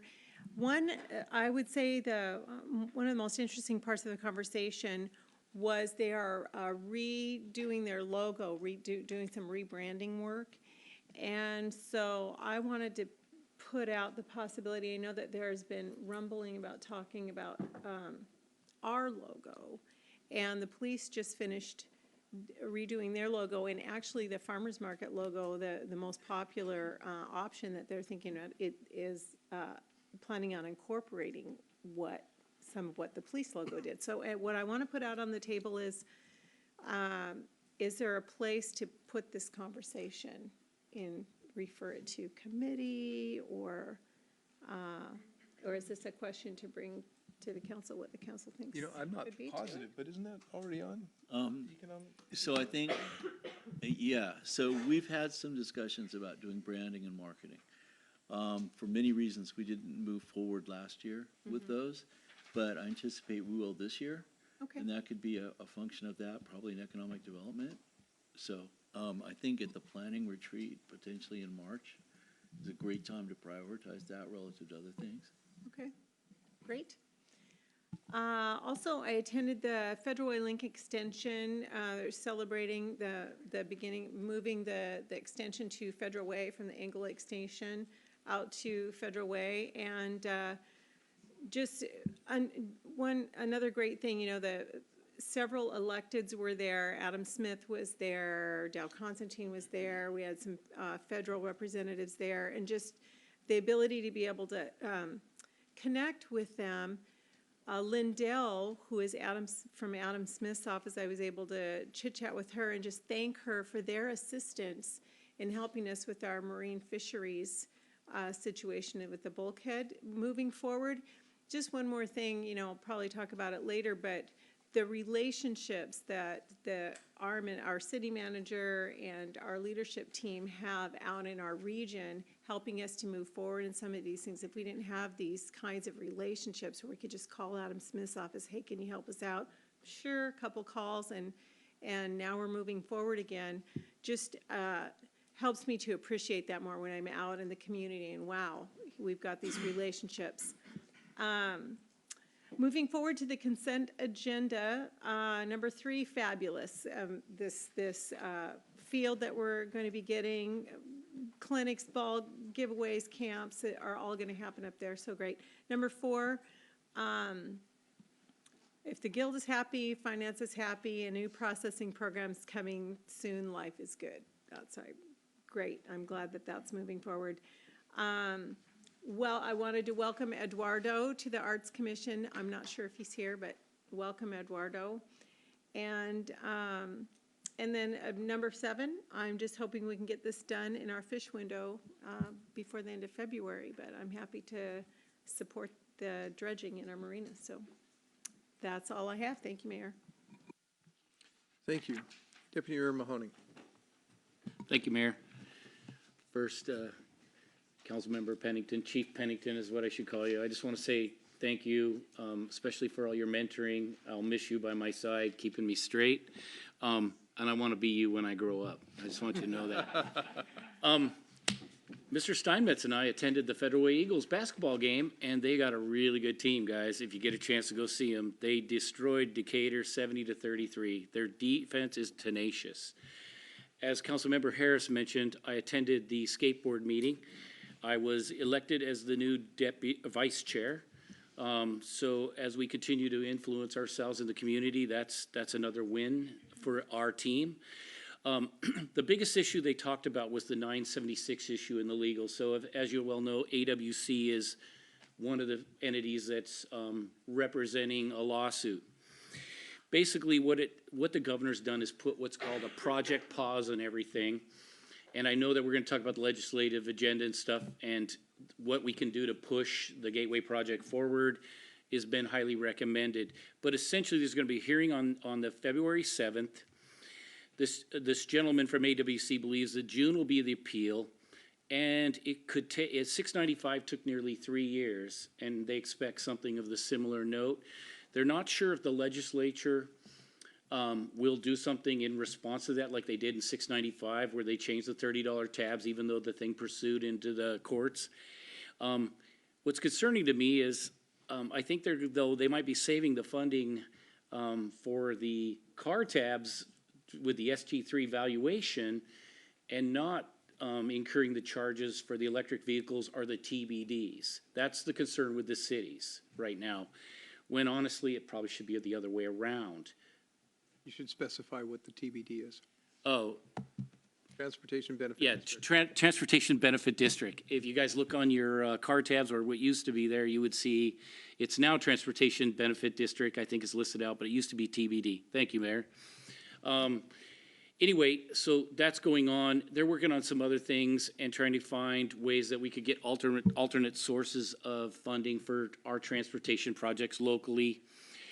I attended a Destination Des Moines meeting here last Tuesday. It's exciting to hear all the things that are coming on. We will be having Randy Hansen playing a band on Friday of the Waterland weekend, and he will be the Grand Marshal of our parade. So we're going to pay homage to Jimi Hendrix and also the Spanish Castle. So I'm excited about that. I also have to compliment item 3. Something I do, because I'm a basketball fan, is I've gone up to Midway Park and bought nets, put them up, and it's always heartbreaking when I come back a week later and they're down. But I love the fact that we're going to make an investment in that part of the community. And with that, I'll hold my comments on Michael Mathias for later. Do you want to comment on this afternoon? Leona? Oh, I'm sorry. Thank you very much. It happens. I didn't even have time to put it down. So the other exciting thing is we have the headquarters for Liuna 242 up on Pack Highway. And I attended the signing. Dow Constantine, Deborah Juarez from the Seattle City Council was there, and a few others. But it was a signing, so there's a sponsorship and a partnership between Local 242 and the new hockey team that's going into Seattle. So it's really exciting. There was a few officials from NHL, but they failed to disclose the name of the team. They're still holding on to that, but the rumor is it's going to be the Kraken.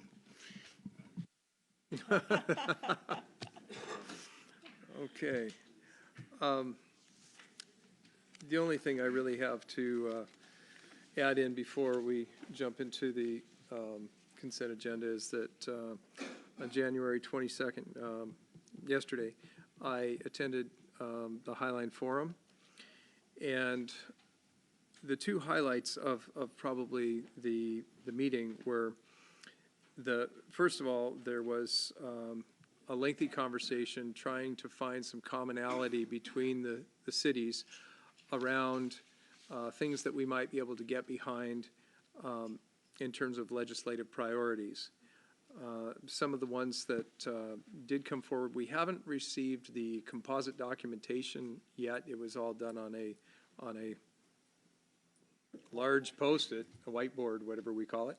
But the conversation around port packages, fixing those that have failed, and possibly, addressing some of those that have not been done, because they acknowledge that there's still a backlog of homes that have not yet received the port package. There was a comment made about that the port wanted to be clear about what a failed package, what that terminology would indicate, and they wanted a test behind it. We spent a little time in clarification pointing out that a failed package is not necessarily one that lets in more noise. It could be one that lets in exterior water or water. It could be a variety of things. Some of the early homes that were insulated, well, let's just say they learned things from the process as they went through it. So getting that addressed, it was part of the discussion.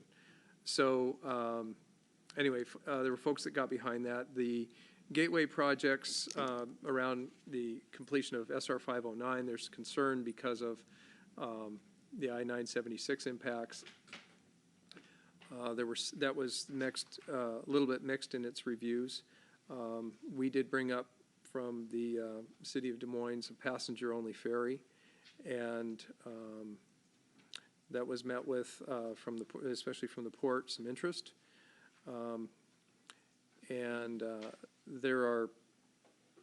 There's a clean fuel bill that was discussed, climate change bill, several others. So as soon as we get that information, we can look at it when we bring it into updating our legislative priorities. There was also an update around START, and a lot of there's quite a bit on the sheet of paper that touts the success of START. However, I will say, this is my opinion, I'm not speaking for the council at this point. Although there has been some voluntary progress in certain areas, I don't think it's at all what the community is looking for.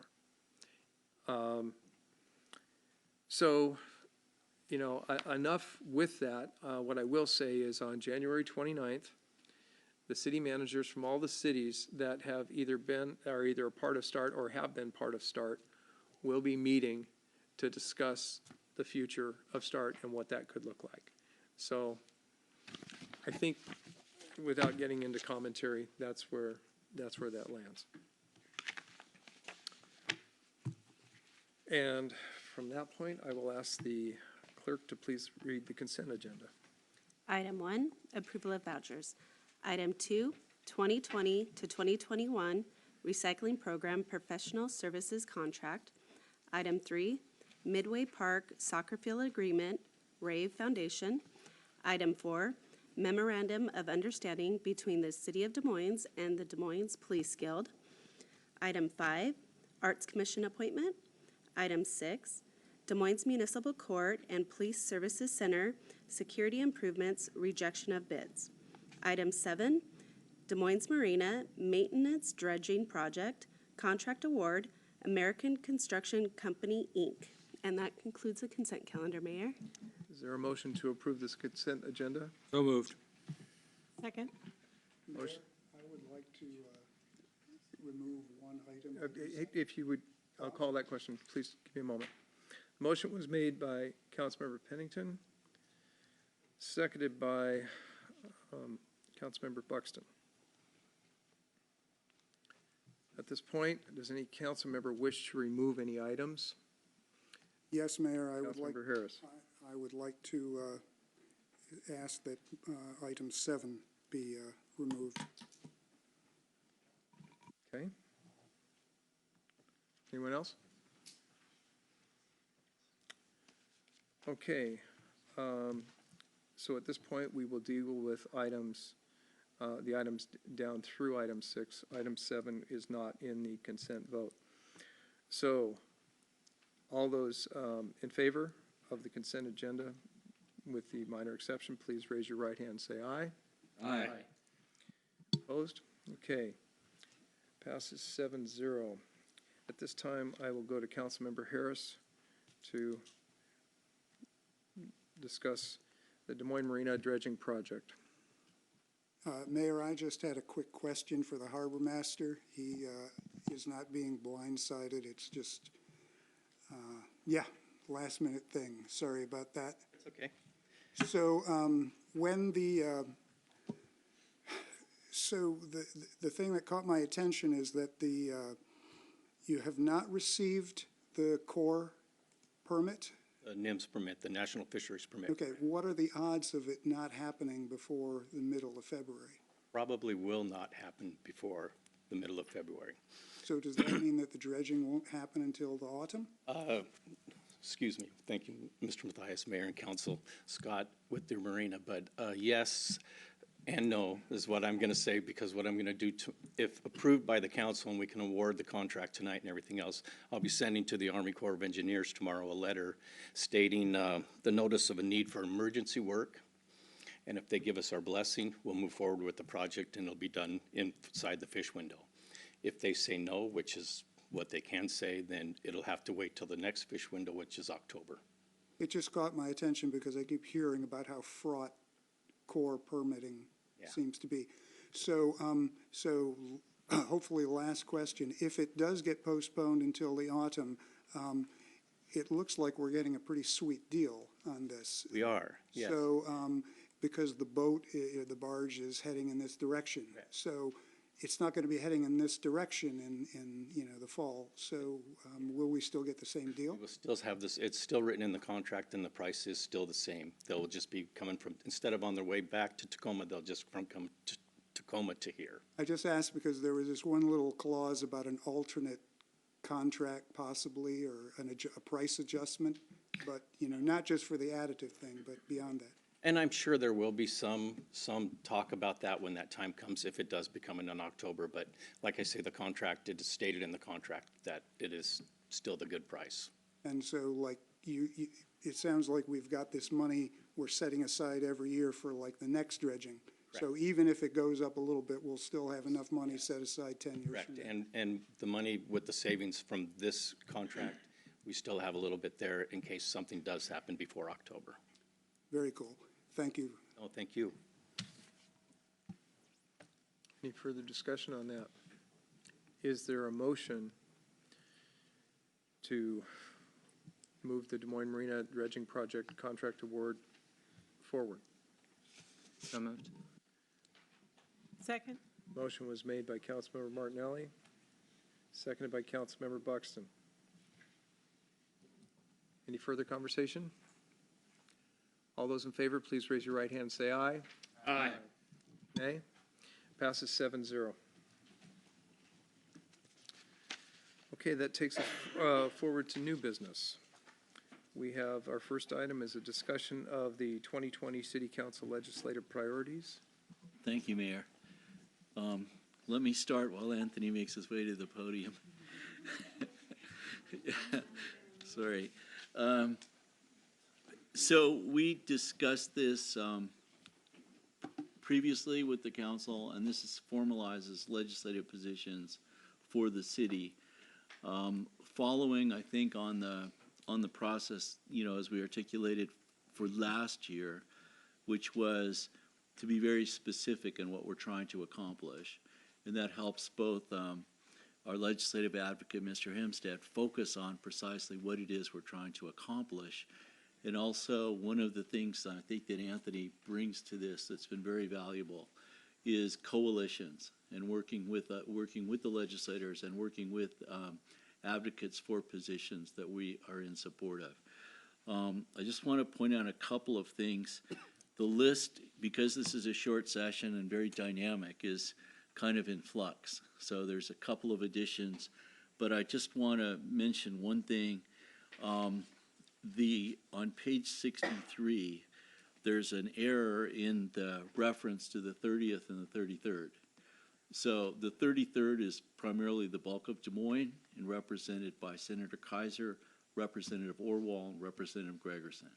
The 30th, which is seeing some changes as Representative Reeves has now left to run for Congress. Mr. Johnson, a council member from Federal Way, has been appointed.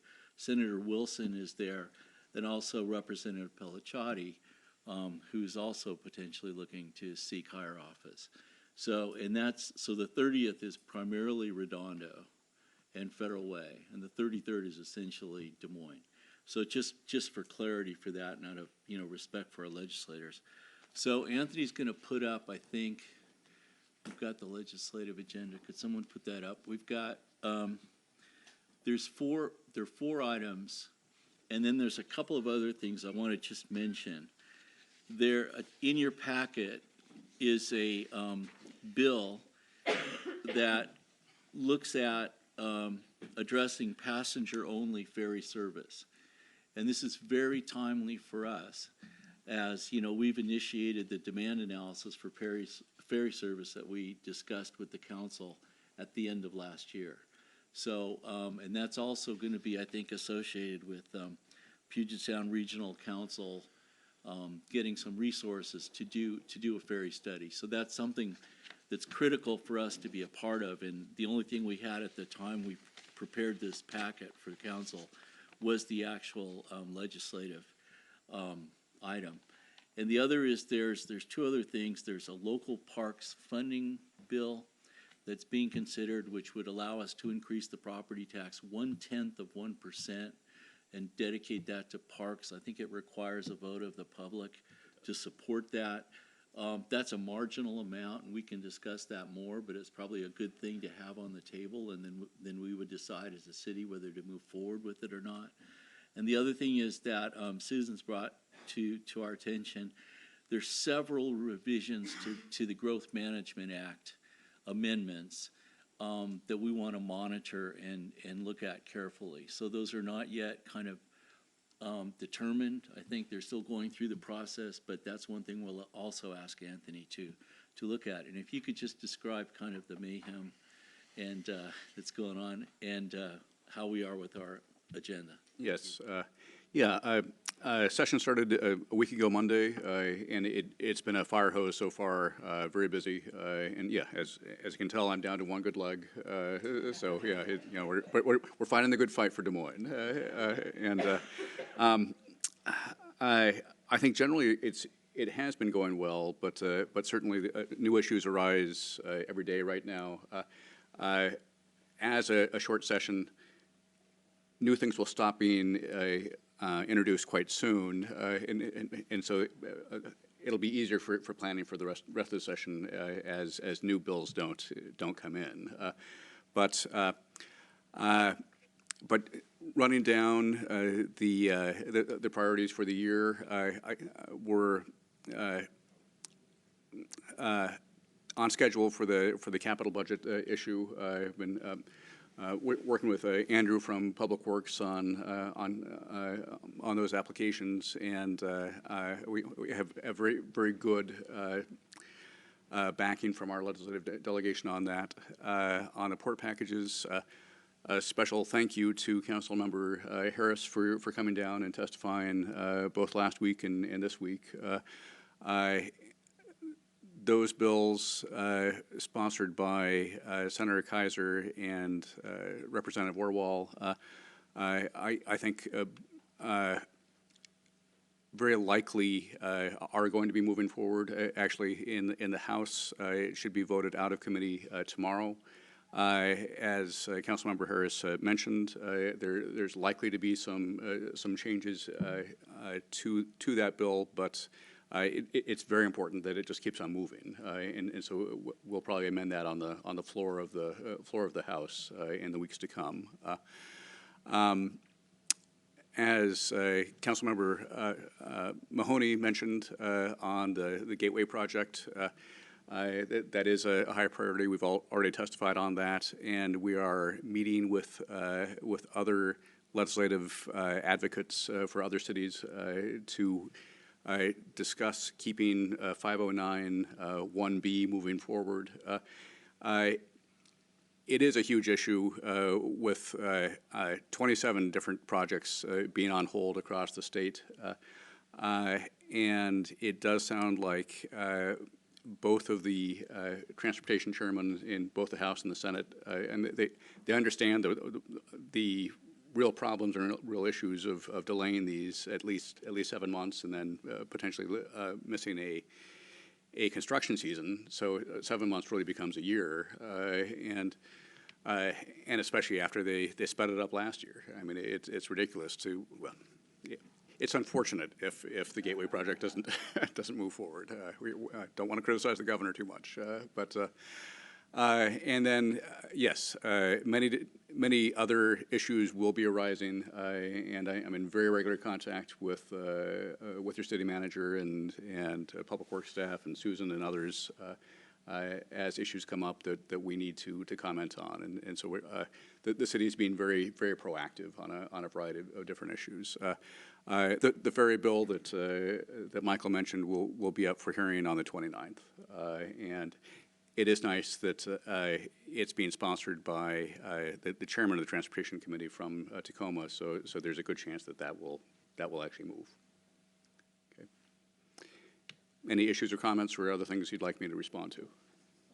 Just one comment on the ferry bill. You know, I think that the fact that the impetus coming from Tacoma, so we had Councilmember Ryan Mello up here about, in I think November, and he's termed out, but is a great advocate for Tacoma, Seattle service that includes also Des Moines, and we're going to monitor all of that closely. But it's like, to some degree, it appears though the stars may kind of align in a good configuration for us. So, thank you. Okay. If I could, there was several of these were obviously discussed at the Highline Forum, but one bill came up that I want to bring it up. It's and I don't know the specifics of it, but Representative Orwell has a bill that she's working on to again effectively try and reduce the amount of human trafficking that we have in this area. The Port of Seattle it's a very big issue for them as well, and given our past pack highway situation and so forth, I know it doesn't seem like it directly pertains to Des Moines, but it does. And I think that at a minimum, and I don't know how much even Anthony knows about it, but I feel like Representative Orwell is there for us on everything, and this is a key issue that she'd like to see move forward, and I would like us to at least offer her our support on this issue. Anthony, you have anything you want to add to that? Yeah, well, clearly a great issue that does have a very wide impact, and I echo your feeling about how instrumental Representative Orwell is on so many different issues, and this is a very high priority issue for her. Yeah. Councilmember Buxton. Heavens, yes. I mean, according to some, statistics, we are third in the nation, sixth in the world for sex trafficking here in the Seattle area, and the Pack Highway corridor, plus also the East Valley Highway down in the valley. Those are the two main corridors in South County. And so when we consider sex trafficking all over this country and this world, we are a dark light, if you want to say. It's a beacon. And so I feel very strongly if we have an opportunity to support Representative Orwell in that fight. I mean, we share this corridor with, 5 other cities right down here, but still, yeah, very much in favor of that. So I had another question. Go ahead. Well, let's keep the dialogue. No, go ahead. The only thing about this that also caught my attention is it's not just sex trafficking. People are being trafficked for labor purposes and other things. So yes. I think Representative Orwell is, really stepping out there to try and get something done. My understanding is that because it is a short session and there's so many other things financially and so forth that they're having to work on, it may not be getting the support and attention that she's looking for. So I think that's why I'm asking that we offer whatever support we can, whether it's by putting it on here or writing a letter of support. I don't know what we can do, but I would really like to get behind this, so please go ahead. Yeah, I want to make sure there's closure on that subject before I ask another question, so. It's all yours, unless somebody else wants to comment. So are we then, in regard to these, is this the final, is this a draft? Will it be rewritten and then submitted to the council, or this is it tonight? When we say, yeah, we really like these 4 points, just go for it, and we won't see it again? Well, I think it's a guidance, right? So right. Having a formally adopted legislative position helps Anthony in terms of what the city is supporting.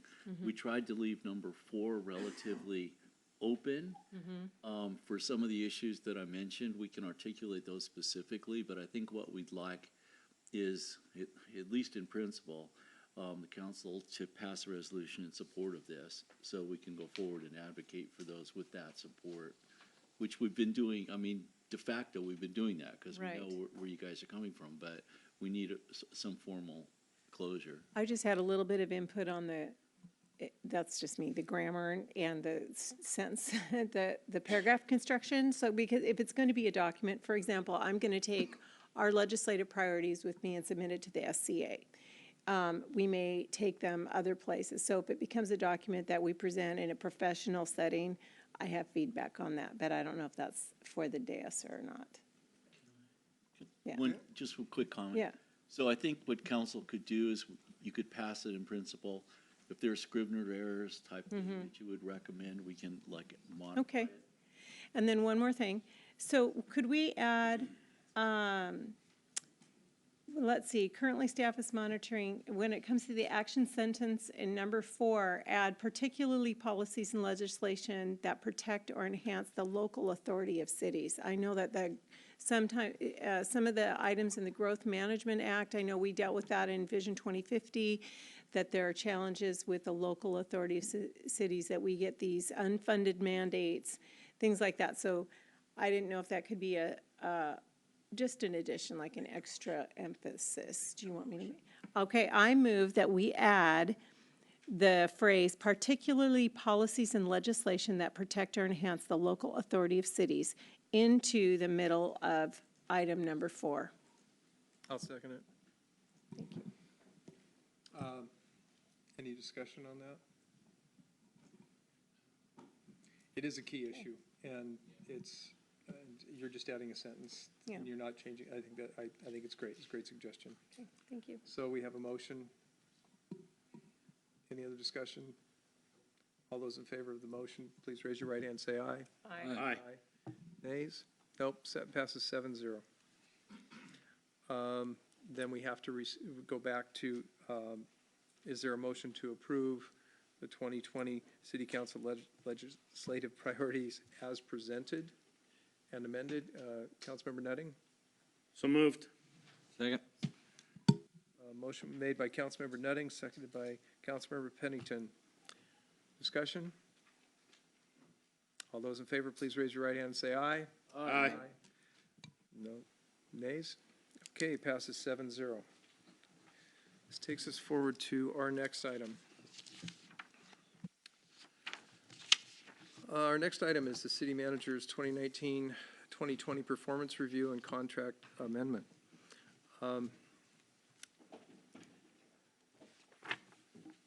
I'll open this discussion tonight by saying that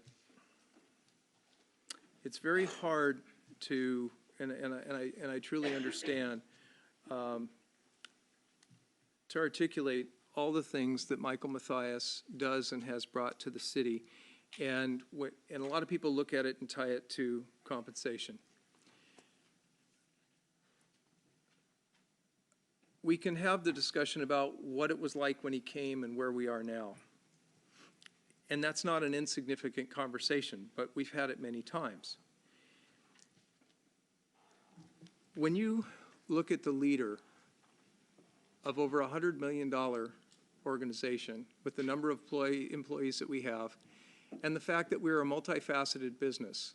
And what I mean by that is we're not a trucking company, we're not an airline, we have to take care of roads, infrastructure, laws, legal issues, we have a law enforcement team. There's all these things that we have to do. You really have to be qualified to do this. And people will say, well, but what about this city manager and that? How do we get the comps? Well, you do look at what the other city managers make in the region, but you also look at what do they bring to the table. Michael Mathias has several master's degrees in economic sustainment and economic development from very prestigious universities, Oxford, Cambridge, and the University of California. He also has a lifetime of experience working in the public and the private sector, building relationships and changing the future of many organizations. Ours is one. With Michael comes all of that. And I can understand that people don't necessarily appreciate what a CEO makes, but I can tell you that there are organizations that I am truly familiar with, and it won't take anybody a long time to find organizations like this, where they have far fewer responsibilities, they are more pointed, they have far fewer staff, and you'll find that the leader of that organization makes $300,000-$400,000 and gets bonuses. When you get into other situations, you'll find that you're out of the $100,000, you're into the millions. I'm not suggesting that we go there, but what I am suggesting is you have to value the people that you have, and you have to pay them, because if you don't, they just go someplace else. There's a lot of opportunity out there. And frankly, Michael, with your credentials, you could work anywhere you want. And you know it. I know it. And so do you. But we're lucky to have him here because he's chosen us. And because he has chosen us, there's many things that have come our way. It doesn't take much to look around in this city and see how far we have come in just the past 4 to 5 years. And that's the time that Michael's been on board. Yes, when Michael first took the job, first of all, I was surprised because it was an uphill battle to get the job, and it shouldn't have been. And in the process of doing it, there were people who chose to slander your reputation that had been spotless prior to that. But not only did he take the job, he took the job at the exact contract that the prior city manager had, who had not had an increase for several years because the performance of the city was not good and we were on our way out. And what he said when he took that job was, if I'm not earning my salary in 2 to 3 years, we're going to have another discussion, that you're going to have a problem. But he's done more than that. Since he's been here, through a variety of different channels, we have saved at least $2 million. So if anything, we should be saying thank you. He's been free. But on top of that, we are in the best place that this city has been in probably 25 years. And I can say that with all confidence, as I'm sure our former Deputy Mayor Pennington could say, because we've lived here, we've seen it. Now, is it perfect? Is it where we want to be? No. No, it's not. But we're getting there. There are challenges. You can't take all of those issues and say, oh, they're no good because this didn't get solved. The fact is, we'd all like a grocery store down there. Let's just break the ice. We're sorry QFC's gone, everything, okay, that's fine. And everybody knows the reason why. But the fact is, there's 2 property owners down there, and until they come to terms, it's very hard. It doesn't really matter what we do unless we can find someone that wants to take them both out of the picture, buy the property, and do something with it. But then you've got to convince a grocery store that we're still the right place to be. It's a very complicated issue. But you know what? We're closer than we've ever been. And we are moving forward. We have a lot of properties around here. It's easier for some cities to say, well, let's change up and let's redevelop, because they have a structure. Some people would say, why can't you look like this city? Because they already looked like that 60 years ago. We didn't. So what we have is what we have, and we have cranes in the city that we haven't had. We have had a lot of new development. We have, and it just takes time. I think Councilmember Nutting, I heard something when I heard him speak during his campaign, where he said, from the time that you get the idea to put a building together, from the to actually getting it to happen, correct me if I'm wrong, your experience is somewhere around 4 years? Correct. I was on the school board when we built the schools. Mount Rainier took at least 4 years. Michael's doing everything he can, and with him, he's bringing in excellent people. And the people that he's brought in, many of you see. You see all of the staff that comes up here and speaks are here. And those especially, I mean, our chief, he came. Susan Cezar, she came. And many of these people came and they took a little bit of a chance, because where they were, they had something. But now they came here because of Michael and what the council and the city has done and the community, and great things are happening because of what we have here. He is bringing leaders in that are helping us move this city forward in ways that even I don't think any of us on council could have imagined, and we can imagine a lot. The other thing that comes into play is when these folks come here, some folks have come here and they've taken a cut and pay, and they took a cut and pay because we had what was called a compression problem in our salary structure, and your CEO is at the top of that. Well, we did something about it. The fact that Michael took a lesser contract and we're catching him up should be it's to his credit, because now we're talking, we added a salary structure in there so that those people who may have taken less money or who did take less money to come here, they can be brought up to a reasonable salary as well. Because if they're not, there are many other cities that would love to have this talent. And if it's not another city, it's another business, and they can go. But we have the A-team, and we are doing some incredible things here. So we sat through Michael's review tonight, and it was excellent. There are always points where we bring up and we talk about what we could do better and how we could look forward. And Michael received all the information without any pushback. And one of the things that I haven't really talked about is he's also been identified as City Manager of the Year. And it wasn't the type of thing where he wrote his own nomination, folks. His peers recognized it. Nobody takes a city that's in bankruptcy and in a matter of the short window that we've been working together, all of a sudden is one of the most successful cities financially in the area. They want to know what's the secret sauce. Well, I can't give all the credit to one person, but I can give a lot of it, and here's the main ingredient. So I just want to say, and we're going to open this up to discussion,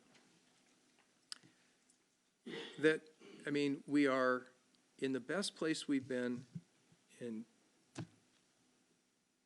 I'm not going to say recent memory, I'm going to say longer than that. And I'm going to, it's truly decades, and I'm sure it's 25 or 30 years. And our future is nothing but bright. So, at this point, guess what I'd like to do is put the motion on the table, and that's move to approve a single-step increase for the city manager from M49C to M49D, effective February 1st, 2020, and to authorize the mayor to sign, myself to sign a contract amendment substantially in the form attached. It not only is going to address a step increase in the salary and make him that is commensurate with someone of his value to a city, it will also adjust his review period. When he came on board, his review period was set every 6 months with an annual review. The 6-month review is to make sure that you have a conversation about, are you going in the right direction? Are we all working together? Have things changed to where we've set goals and we're not going to be able to focus on that because we had an emergency over here or something like that. The end of your discussion is about, which happens to be at the beginning of the year at this point, is about salary adjustments. It's very difficult to have a full year review in January. And this council looked at changing it last year, but out of respect to incoming council members, we chose not to do it. We chose to say, let's look at this. We have to honor the contract, but let's make the adjustment when we do have a vote on the contract. And so there would be a change that moves the contract performance evaluations from April and October, or well, from earlier in the year in October to June and December, because it seems to make more sense. So with that, I did put the motion on the table. Is there a second? Second. Okay, I have the motion and a second by Deputy Mayor Mahoney. At this point, I'll open it up for discussion. Okay, Councilmember Buxton. So I'm not sure if this is when to introduce it, but I did have a motion in regard to the number of reviews. Okay. So, so I wanted to, and I played around with this, so anyway. I move to amend the city manager's employment agreement amendment number 4 to eliminate the requirement for 2 annual performance evaluations and limit the annual performance evaluation to 1 in December of each year. So put that on the table. And is there a second? Second. Okay. I have a motion by Councilmember Buxton, seconded by Councilmember Pennington. I was looking at it as a friendly amendment, but I don't think I'm going to take it that way. And the reason being is that he only gets 1 review a year. The process that we're all going through right now, the long document and everything, you only do that once a year. Your mid-year is a discussion. And I do think it's important because I will take something like, we had a stated emergency because of the slide in Woodmont. That can change our financial position. And I mean, I don't believe this one did, but I mean, things like that can change what you're working on. And so you have to redirect or change things. And if you do, that's the time it's in that mid-review. Or if things come up and you know, it's just, we used to call it with the superintendent in the school district, do you have both oars in the water or are you rowing in a circle? Anyway, so that's why I wouldn't look at it as a friendly amendment at this point. Discussion. Okay, I've got Councilmember Harris and then Councilmember Pennington. I like very much the way you described the mid-year review. In fact, I would be pretty thrilled if we did that more, 4 times a year. Not anything to sweat about, but what I am learning quickly is that the public doesn't seem to realize there are relatively few opportunities for all of us to get together and basically just talk about the general direction of the city in a free-flowing way. And I'd like to see that several times a year, not just 2. Okay, Deputy Mayor Mahoney. I agree with you, Mayor. I think the 2 right now, I think that's what we start with. I don't think Councilmember Harris's suggestion is a bad one maybe in the future, but for now, just because of the changes, we're moving to different times of the year. The only possibility would be, is typically now, if we had the one today, we would move the next one because there's only 2 in December, correct? So there'd only be the 2. Maybe we make the friendly amendment that we do meet together in June when our new council members have had a chance to assess, City Manager Mathias a little better, and then do the traditional, do the December one, and then from there on out, just do the 2 a year and maybe we revisit it. But I'd say the 2, we keep the 2, but that would be only my friendly amendment to it. Councilmember Buxton?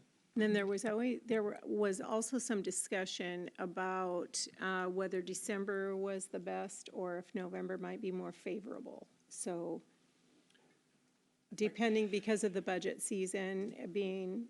That's so what that, makes November problematic. okay, is that so. If a budget is passed in November, then you have a window of time between November and the end of the year. You know, the first, usually, because oftentimes the budget, we start the budget season in August, and we work through it into, and try to pass it by November. The truth of the matter is, we have to pass it by the end of the year, okay? I've never experienced in my elected time being in council or board chambers on December 30th or 31st. So usually you get through it earlier than that. But because the time to fill out this would be the full review, and the only time the December review would also be the only time that compensation would be available. That's a lot to consider, and we usually give the council 2 weeks to get 1 to 2 weeks to get the document done. Then it takes another period of time for compilation. Then you have to get it out to the council and to the city manager for their review. Then you have to schedule the discussion. It's a heck of a lot to do, even in December, because of the holidays and limited availability. Right. So I mean, I would still be in favor of trying to hang on to the June-December connection. But, Okay. so are you making an emotion, or you're not going to make a motion on that? Well, I made a motion and there was a second, correct? And we have to vote on that. Correct. But that did not include modifying the dates. There was a friendly amendment No, suggested. December's great. Okay. So there was an amendment suggested that we consider this year, June, having the verbal conversation with the full annual review in the December timeframe. Mayor, just to clarify, the way the contract's written, we wouldn't need that amendment. This performance evaluation would be for 2019 that we're currently doing. And then per the contract, we would have the informal one in June and then move on to December. Okay. So, but there is a motion on the But floor there right is now no that needs to be motion. voted on regarding removing the June. The June one. Yeah, so Okay. all those in favor of removing the June discussion, I'm sorry? Yeah, so I just want to make a quick comment relative to my vote. I think I misunderstood when I seconded. I think I misunderstood in that you were trying to align make this a December, by eliminating June, you would make it a December evaluation. So I seconded it with that in mind, so I'll be voting against this particular, even though I did second it, I wanted to explain why I would be voting against this particular amendment. Sure. What was, at this time, we are not voting on the motion that I put on the table and that was seconded by Deputy Mayor Mahoney. At this time, we are voting on a motion to amend the review period from the proposed June and December twice a year to once a year only in December. Does that help? So all those in favor of the amendment as Councilmember Buxton put on the table, which means we would reduce to 1 review per year and no mid-year discussion. All those in favor of that, please raise your right hand and say aye. Aye. Aye. Okay. All those opposed? Nay. Okay. So the motion fails. 5 to 2, or 2 to 5. Okay, now we are back to the original motion to approve. Councilmember Pennington. Okay, before I make my motion, I'm going to make a comment. We had a lot of discussion earlier about what our city manager brought to the table, and we talked about the staff that came from other cities to work for him and be a part of the change that's going on in Des Moines. And the reason that change is happening is really because of our city manager's ability to guide his people, his ability to bring in investors, the same investors that we would sit around a table and call and ask them to come to the city. The same ones said no. And the relationships that he has with the developers and the investors are great. They come to us now. The relationship he has with the Port of Seattle, which is a pretty unique one. We can have a relationship that they want to come and help us develop the marina floor, and we can also take them to task on airport noise. We can take them to task on the sound insulation packages. And so that takes a tremendous amount of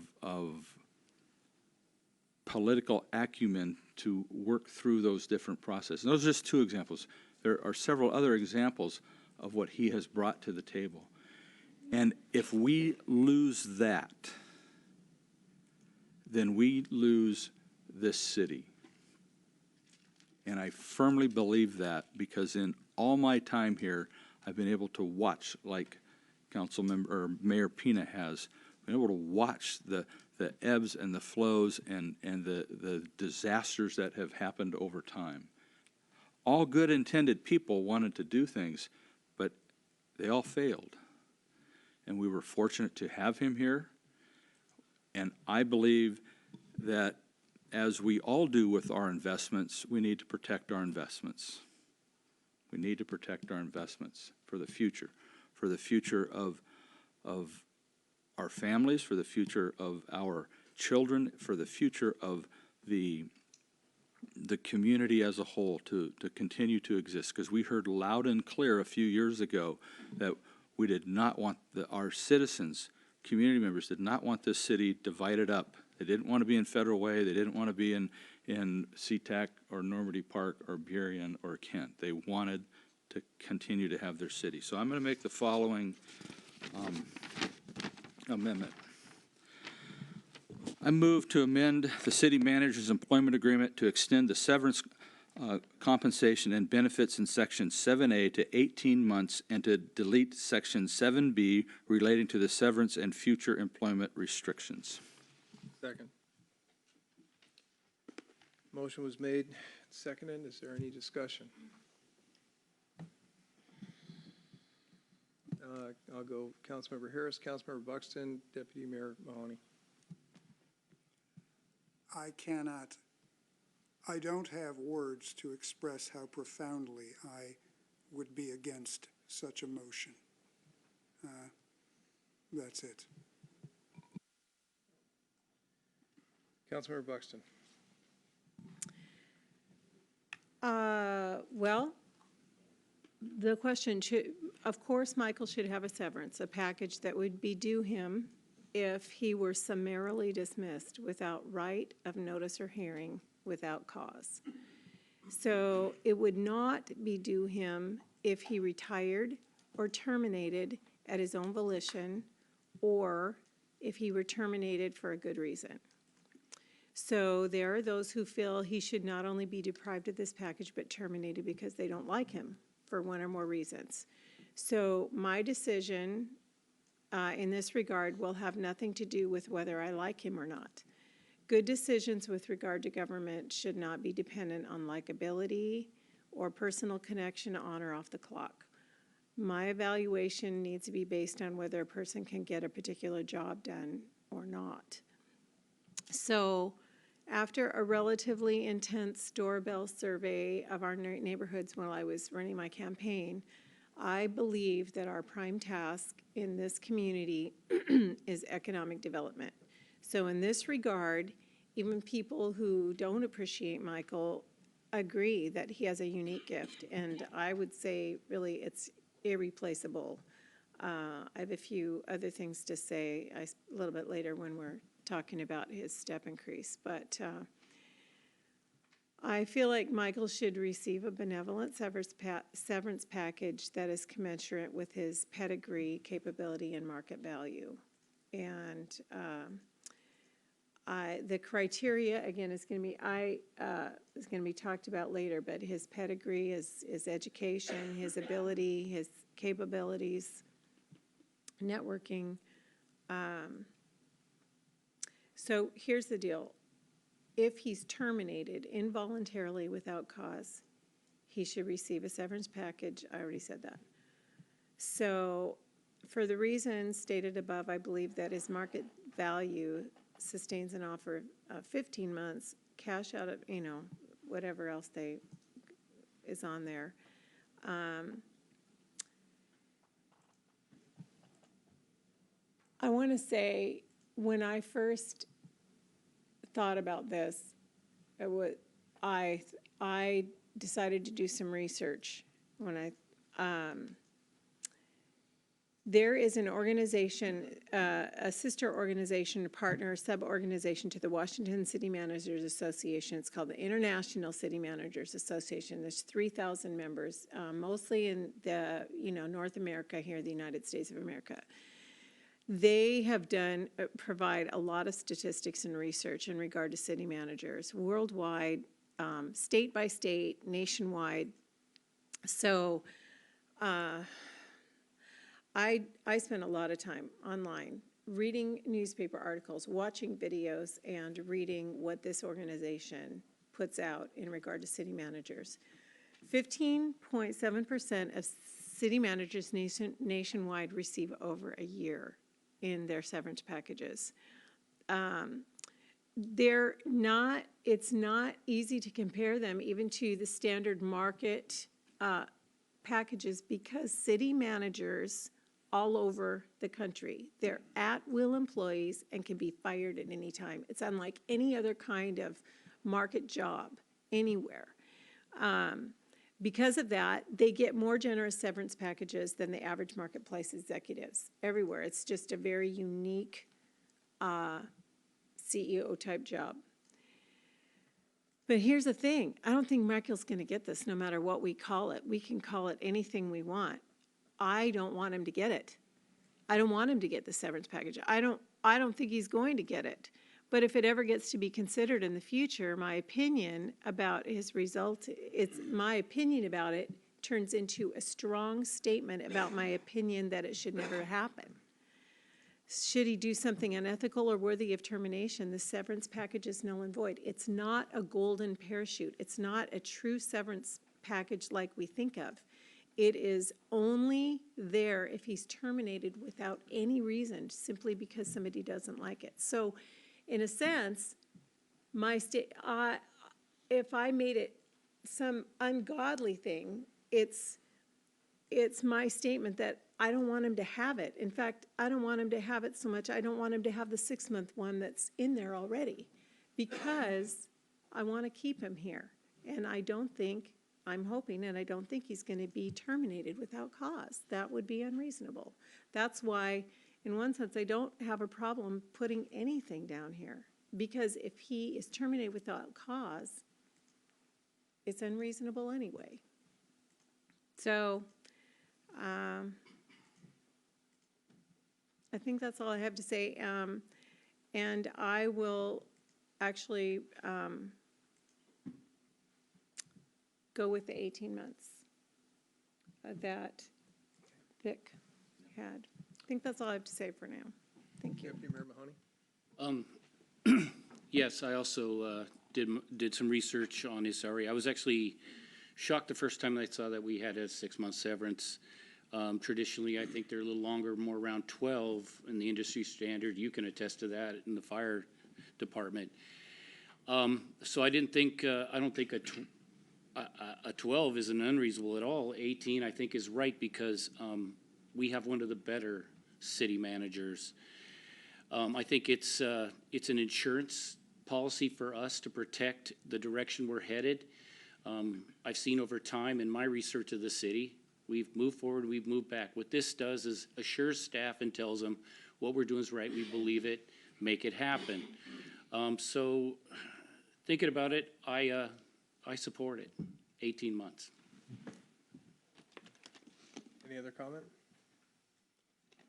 Okay, at this time, we'll be voting to change this in the contract from 6 to 18 months. All those in favor of the change to 18 months, please raise your right hand and say aye. Aye. Aye. All those opposed? No. Okay. Passes 5-2. Okay, this takes us back to, we're still in discussion around the original motion. Let's see. Deputy Member Mahoney and then Councilmember Buxton. So I'm going to start off a little bit on a tangent. I just want the public to know that although I do not comment on social media, I do monitor it. What started out as a factual post turned into some very interesting misinformation and unfactual statements and errors that were almost astounding. It's scary. But if it's on the internet, it must be true. No, it's not. I just want you to know that our position as far as social media is typically we're going to use it to champion events, businesses, the community, anything that builds the community. We're not going to typically participate in something that is negative. Because it's irresponsible for us as council members to discuss what we're going to do in social media. I think our job is to hear the voices, talk to people, do our research, and up until this very moment when we make the vote, we're weighing everything. That's what we owe you, the public. Anything less than that is unsatisfactory, and that's just something I believe. The step increase, Des Moines Municipal Code 2-12-020 basically states that if they receive an exemplary performance review, we move them a step. And there's an index pay that you can find on the website that shows what those pay steps are. It's been out there. It's out there every year. It's updated. It's always up to date. So there should be no surprise that he was headed toward a 5% increase. This is something we do not only with the city manager, but all his staff and the city employees as well. As Matt mentioned, as the mayor mentioned, he's running a $100 million corporation, and he does it well. He's had a lifetime of experiences all the way from Florida to here, getting different experiences across the board, and it's actually really great. The fact that he was City Administrator of the Year, and I believe there's over 200 voting members, this is quite the thing. Basically, they're saying that we have the best city manager. Michael's somebody, and it was mentioned by the mayor as well, that he doesn't work just a 40-hour job. It's a 24/7. If I could tell you how many Saturdays or Sunday mornings I came in here to get something out of my box, I found Michael working, or a conversation at 10 o'clock at night or 6:30 in the morning, we've had, this guy lives the job. And you have to at this level. Again, I don't even need to talk about his education, but is there anybody else in here that's got 3 masters? I'd just like to know, because I couldn't even imagine doing that, and all the kudos. The bankruptcy thing, the stellar credit, this is going to save us millions of dollars. And it, like I said, it is paid for his salary alone, what he's done. And the developers, as you mentioned before, I've been impressed with them. But a couple things that I wanted to bring up too, just in recent times, his leadership's one of the reasons why we got the $700,000 grant on the Midway Parks. That's free. The score jail dealing, the fact that he saved us hundreds of thousands of dollars initially, and because of the credit rating, we were able to get a better loan, and being a driver with the score, it's gonna save us hundreds of thousands of dollars in the future. The 216 renovation, that is a $7.1 million project, and although people wish it was done, we gotta wait till it's warmer to pay, by the way, that's one of the big reasons. But the thing is, it was $7.1 million, and the city's paid less than 10%, I think, is what we're gonna end up with paying, more or less. I mean, come on, this is the creativity you get. And it's really what good leadership looks like. And let's talk about things like the police. First of all, we're fully staffed in the police. And Chief Thomas we've asked him if he needs more officers. He tells us no, but I can't wait till we see the crime statistics because I think we're making a difference. Compared to the other communities that report, we're less. And I'm gonna be interested to see even the decreases over the last year. And I wanna talk about like the mud side in Woodmont Beach. Okay, what kind of organization? That road was cleared in hours when it should have been days. The emergency declaration and the improvement there. These are the kinds of things we get. And now it's already, I know it's just within a few weeks of being fixed. And this was a slide, a very major slide. This is the kind of stuff where you get a leader that's prepared for these emergencies because he's got his team there. The next Excuse one me, is, Dick. go ahead. Because of the clock, I move to extend the meeting to 10:15. Second. Second? All those in favor, please raise your right hand, say aye. Aye. 7-0. Thank you. All right, way to take my momentum. I'm sorry, I hated to do it. I was reminded. I'll get back up in my pulpit and get going. But the other thing is you guys recall the snow, okay? Last year we had the school district come to us and they said, if streets were paved like they were in Des Moines, the kids would have went to school 3 days earlier. You know, this year they were on it. They were prepared. They've got the right equipment. This is all this leadership that, yes, we've got good people, but authorizing, encouraging it, and being prepared. We look different than the other cities, and it's noticeable.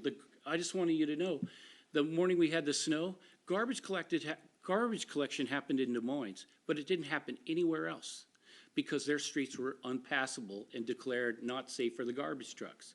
These are the kinds, so the minor inconvenience that you hold your garbage for an extra week, or you have to deal with that, isn't here. These are small things, but they're big.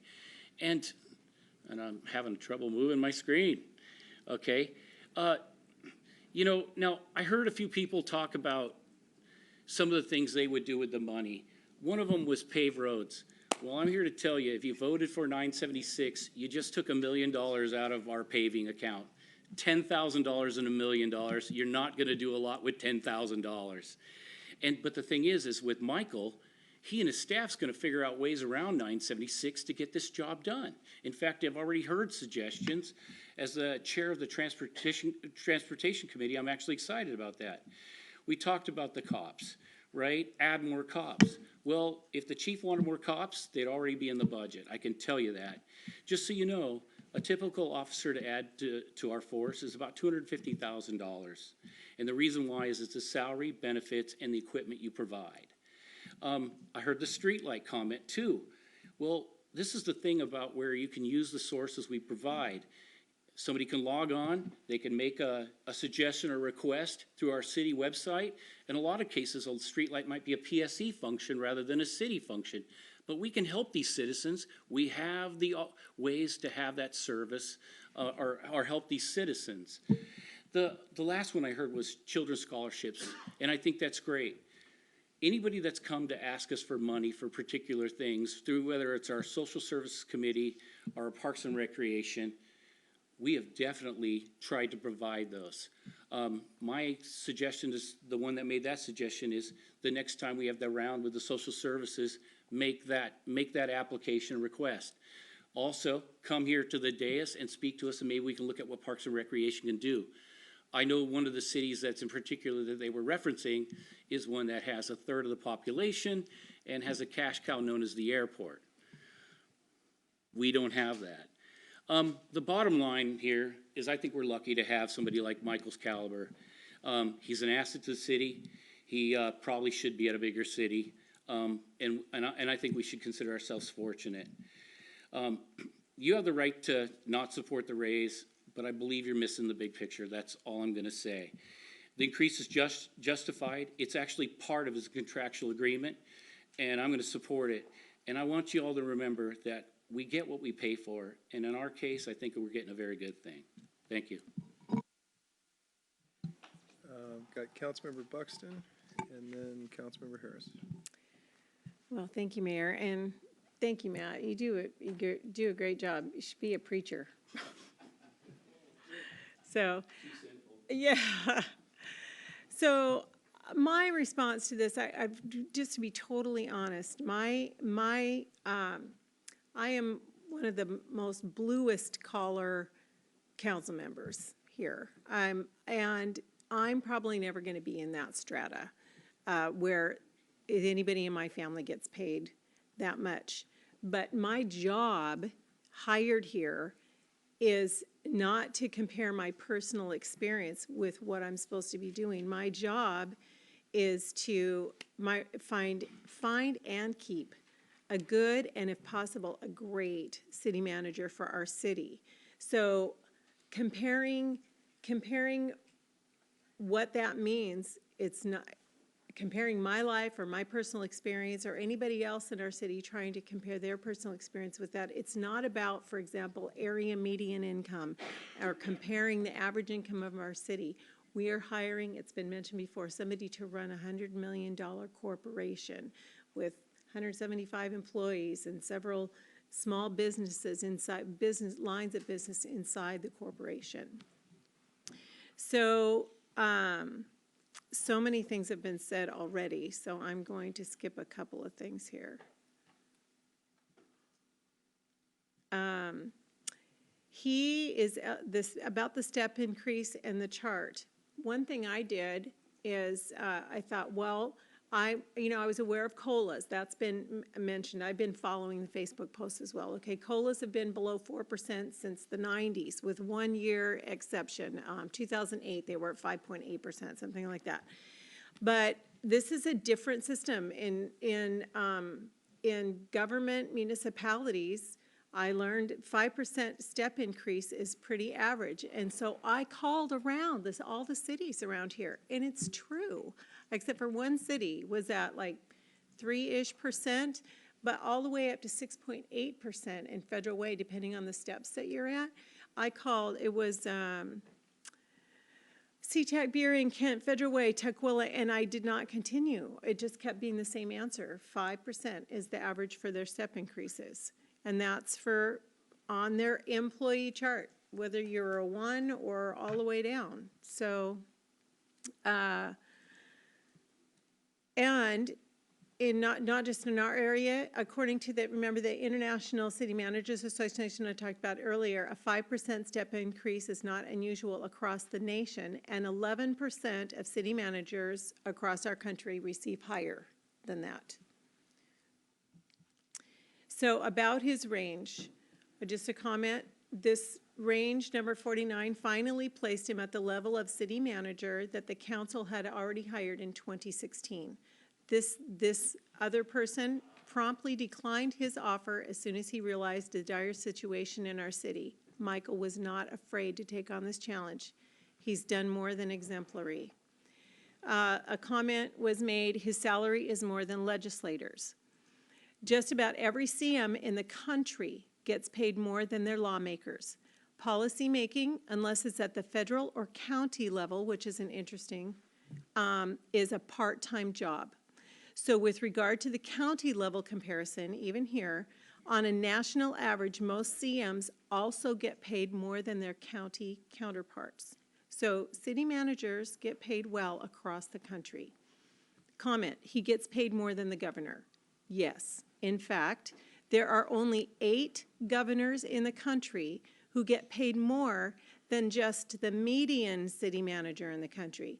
That means thousands of city managers, well, hundreds, but probably thousands of city managers in our country get paid more than 42 of our country's governors.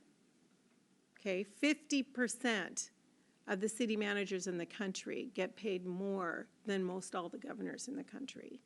That's just the way it is.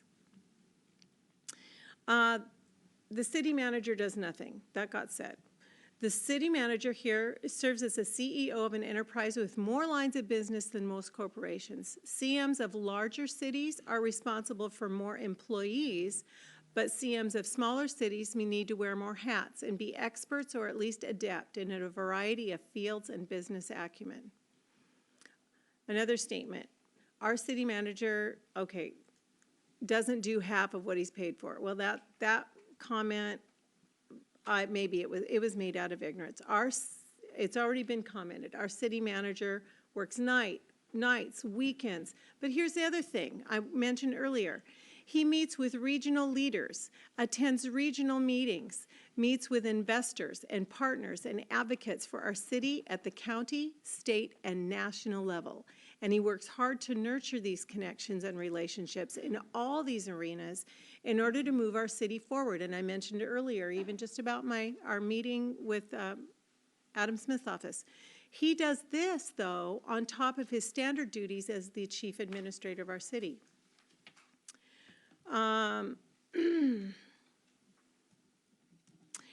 He's paid too much compared to other cities. Okay.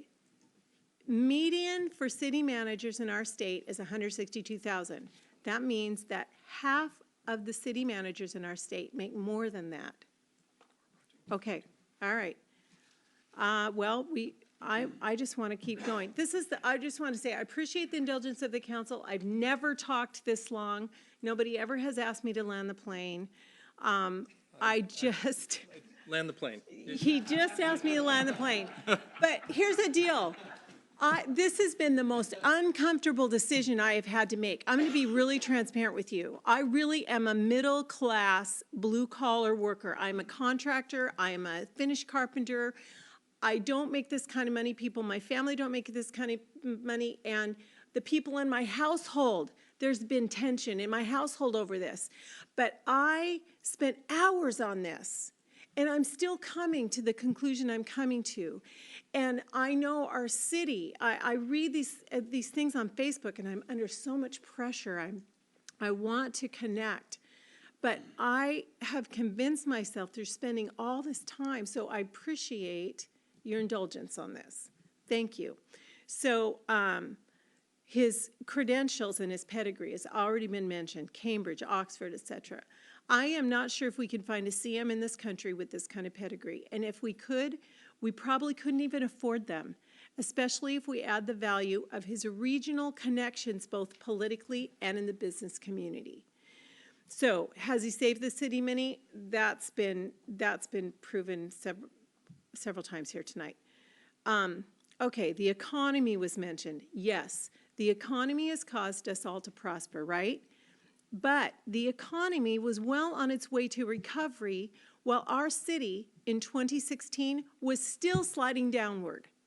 So everybody else in the city, businesses, everybody was prospering. This city wasn't. So there was much more at play than the economy to see us come out of a hole that we did at the leadership that we got. So, somebody said it wasn't Michael, it was the office park. You know, Michael, but just as a little aside, Michael was the economic development manager before he was the city manager. Go ahead, you're going to add some. No, I'm not. I only have a couple more things to say. Fine, but out of respect to Councilmember Harris, who also wants to speak, it's 10 after. We only have 5 minutes before the meeting automatically ends, so I am proposing an extension of up to 10:25. Second. All in favor, please raise your right hand and say aye. Aye. We are live till 10:25. I'm getting You're near on the end. 2-minute warning. I'm near. You're really exceeding your time. I know I am. Thank you. Well, I guess one more thing I wanted to say was in regard to the Washington, this award that he got. That wasn't just a small group of people. It represented 200 people. 42 of them were city managers from cities across the state. I guess my last thing is economic development is huge for me. It's going to be the basis for every decision that I make. Is this going to forward us the economic development of our city? And yes, it is. So I'm going to make this. I'm absolutely going to vote to give him this step increase. Does that conclude your? That concludes my remarks. After Take a deep several breath. flybys, Councilmember Buxton has landed the plane. I am going to Councilmember Harris. So the good news is that I've lived my life on that 3-minute timer for many years. Well, touche. Well, no, it's not you. Everybody, has lots they want to say. I may go over a bit just this once because it is such a, so literally the first thing that I said when I sat down with Michael after I got elected was, why on earth would anybody want this job?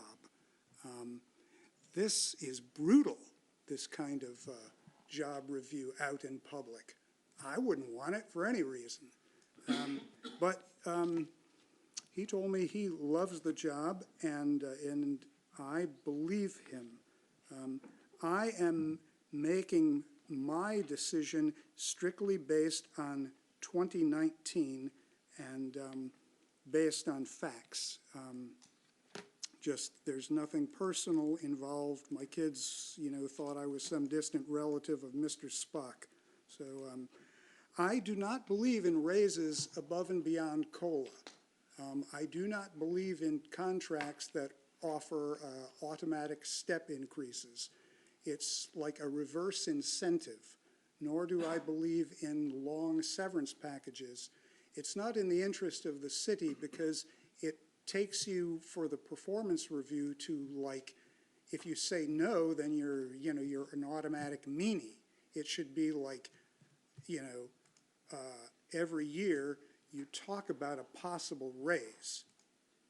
It's like the difference between the checkbox being filled in automatically or blank. And I want the flexibility as a city to be able to say, we've gone in a different direction, thank you for your service. And never have the thought in the back of our minds, we have to, we're saddled with this long-term agreement. There's nothing personal about it, it's philosophical with me. And I say that because Michael performs two official positions. He's the city manager and he's the economic development director. Those are two very different things. I ran my campaign on 3 issues: economic development, the airport, and communication with the public. A lot of the public is not happy with the direction that economic development has gone in this city. But I have no way to tease the two out when I'm evaluating Michael. So that really makes my job hard. The lowest marks on my review had to do with communication with the public. I always used to say from the dais that there are 2 ways you can view the success of a city, either from its balance sheet or from the public. All of the comments you hear positively are about the balance sheet. The city is fiscally much more sound, so as an administrator, bang up job, thank you.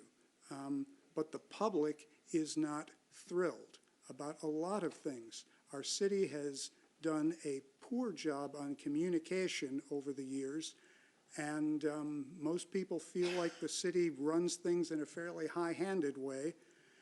And Michael has not done anything to change that direction. It's of primary importance to me. Maybe that's a political thing, maybe that was the council's will, but it's not a good thing to have to justify, hey man, we're doing all this stuff and you guys just don't understand. It shouldn't be that way.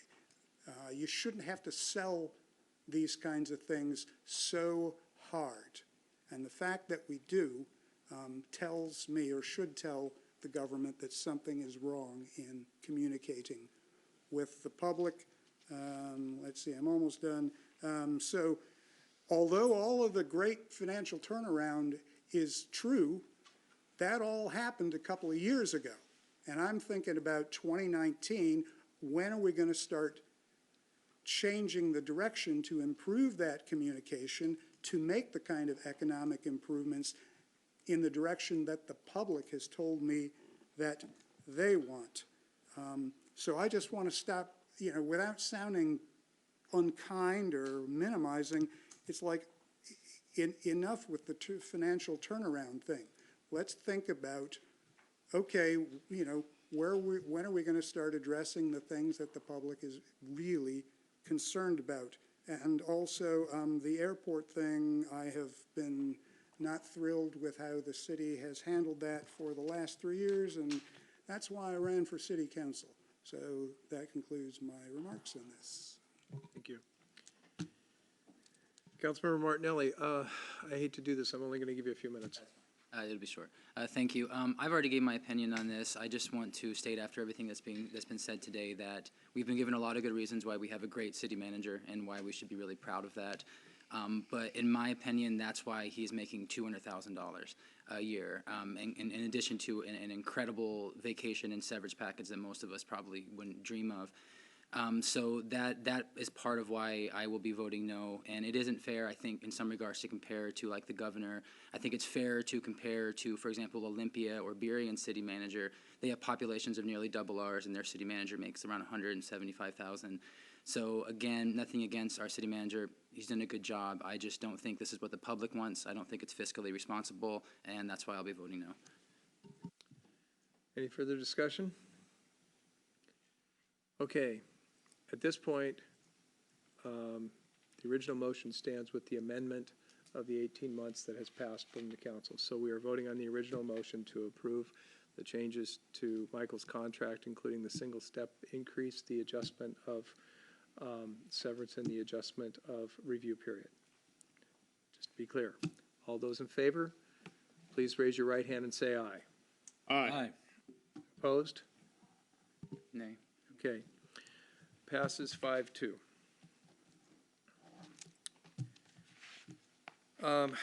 Okay, folks, we are now down to the end of our meeting. Before I take us to the final step, one of the things that I forgot to mention in my report today, and it will come back in February, it's not possible for a council, nor is it advised for a council to encumber future councils, but we have an Officer Underwood fund, and it needs to be looked at every year, not just when it's thought about. So I would like to provide direction to the city clerk, and I know I have that flexibility as mayor, but I want to be clear up front that it be added to the agenda for the first meeting of every February, that the council consider giving from the Hearts and Minds Fund to fully fund the Officer Underwood what's the term? Scholarship. Scholarship, thank you, scholarship fund. You want a motion? I'm So moved. got a motion. Second. All those in favor, please raise your right hand. Aye. Please make the adjustment to the ongoing. Okay, is there a motion to adjourn? So moved. I'm sorry. What?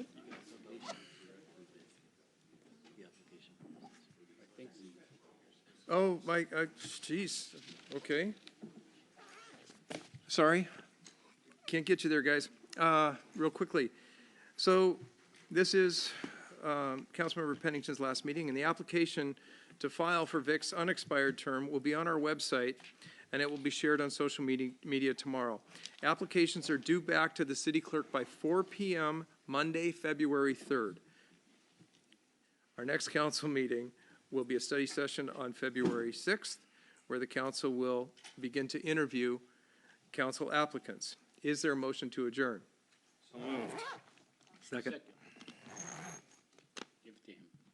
You want to take us home? Sure. All those in favor? Raise your right hand and say aye. Aye. Aye. We are adjourned. Opposed?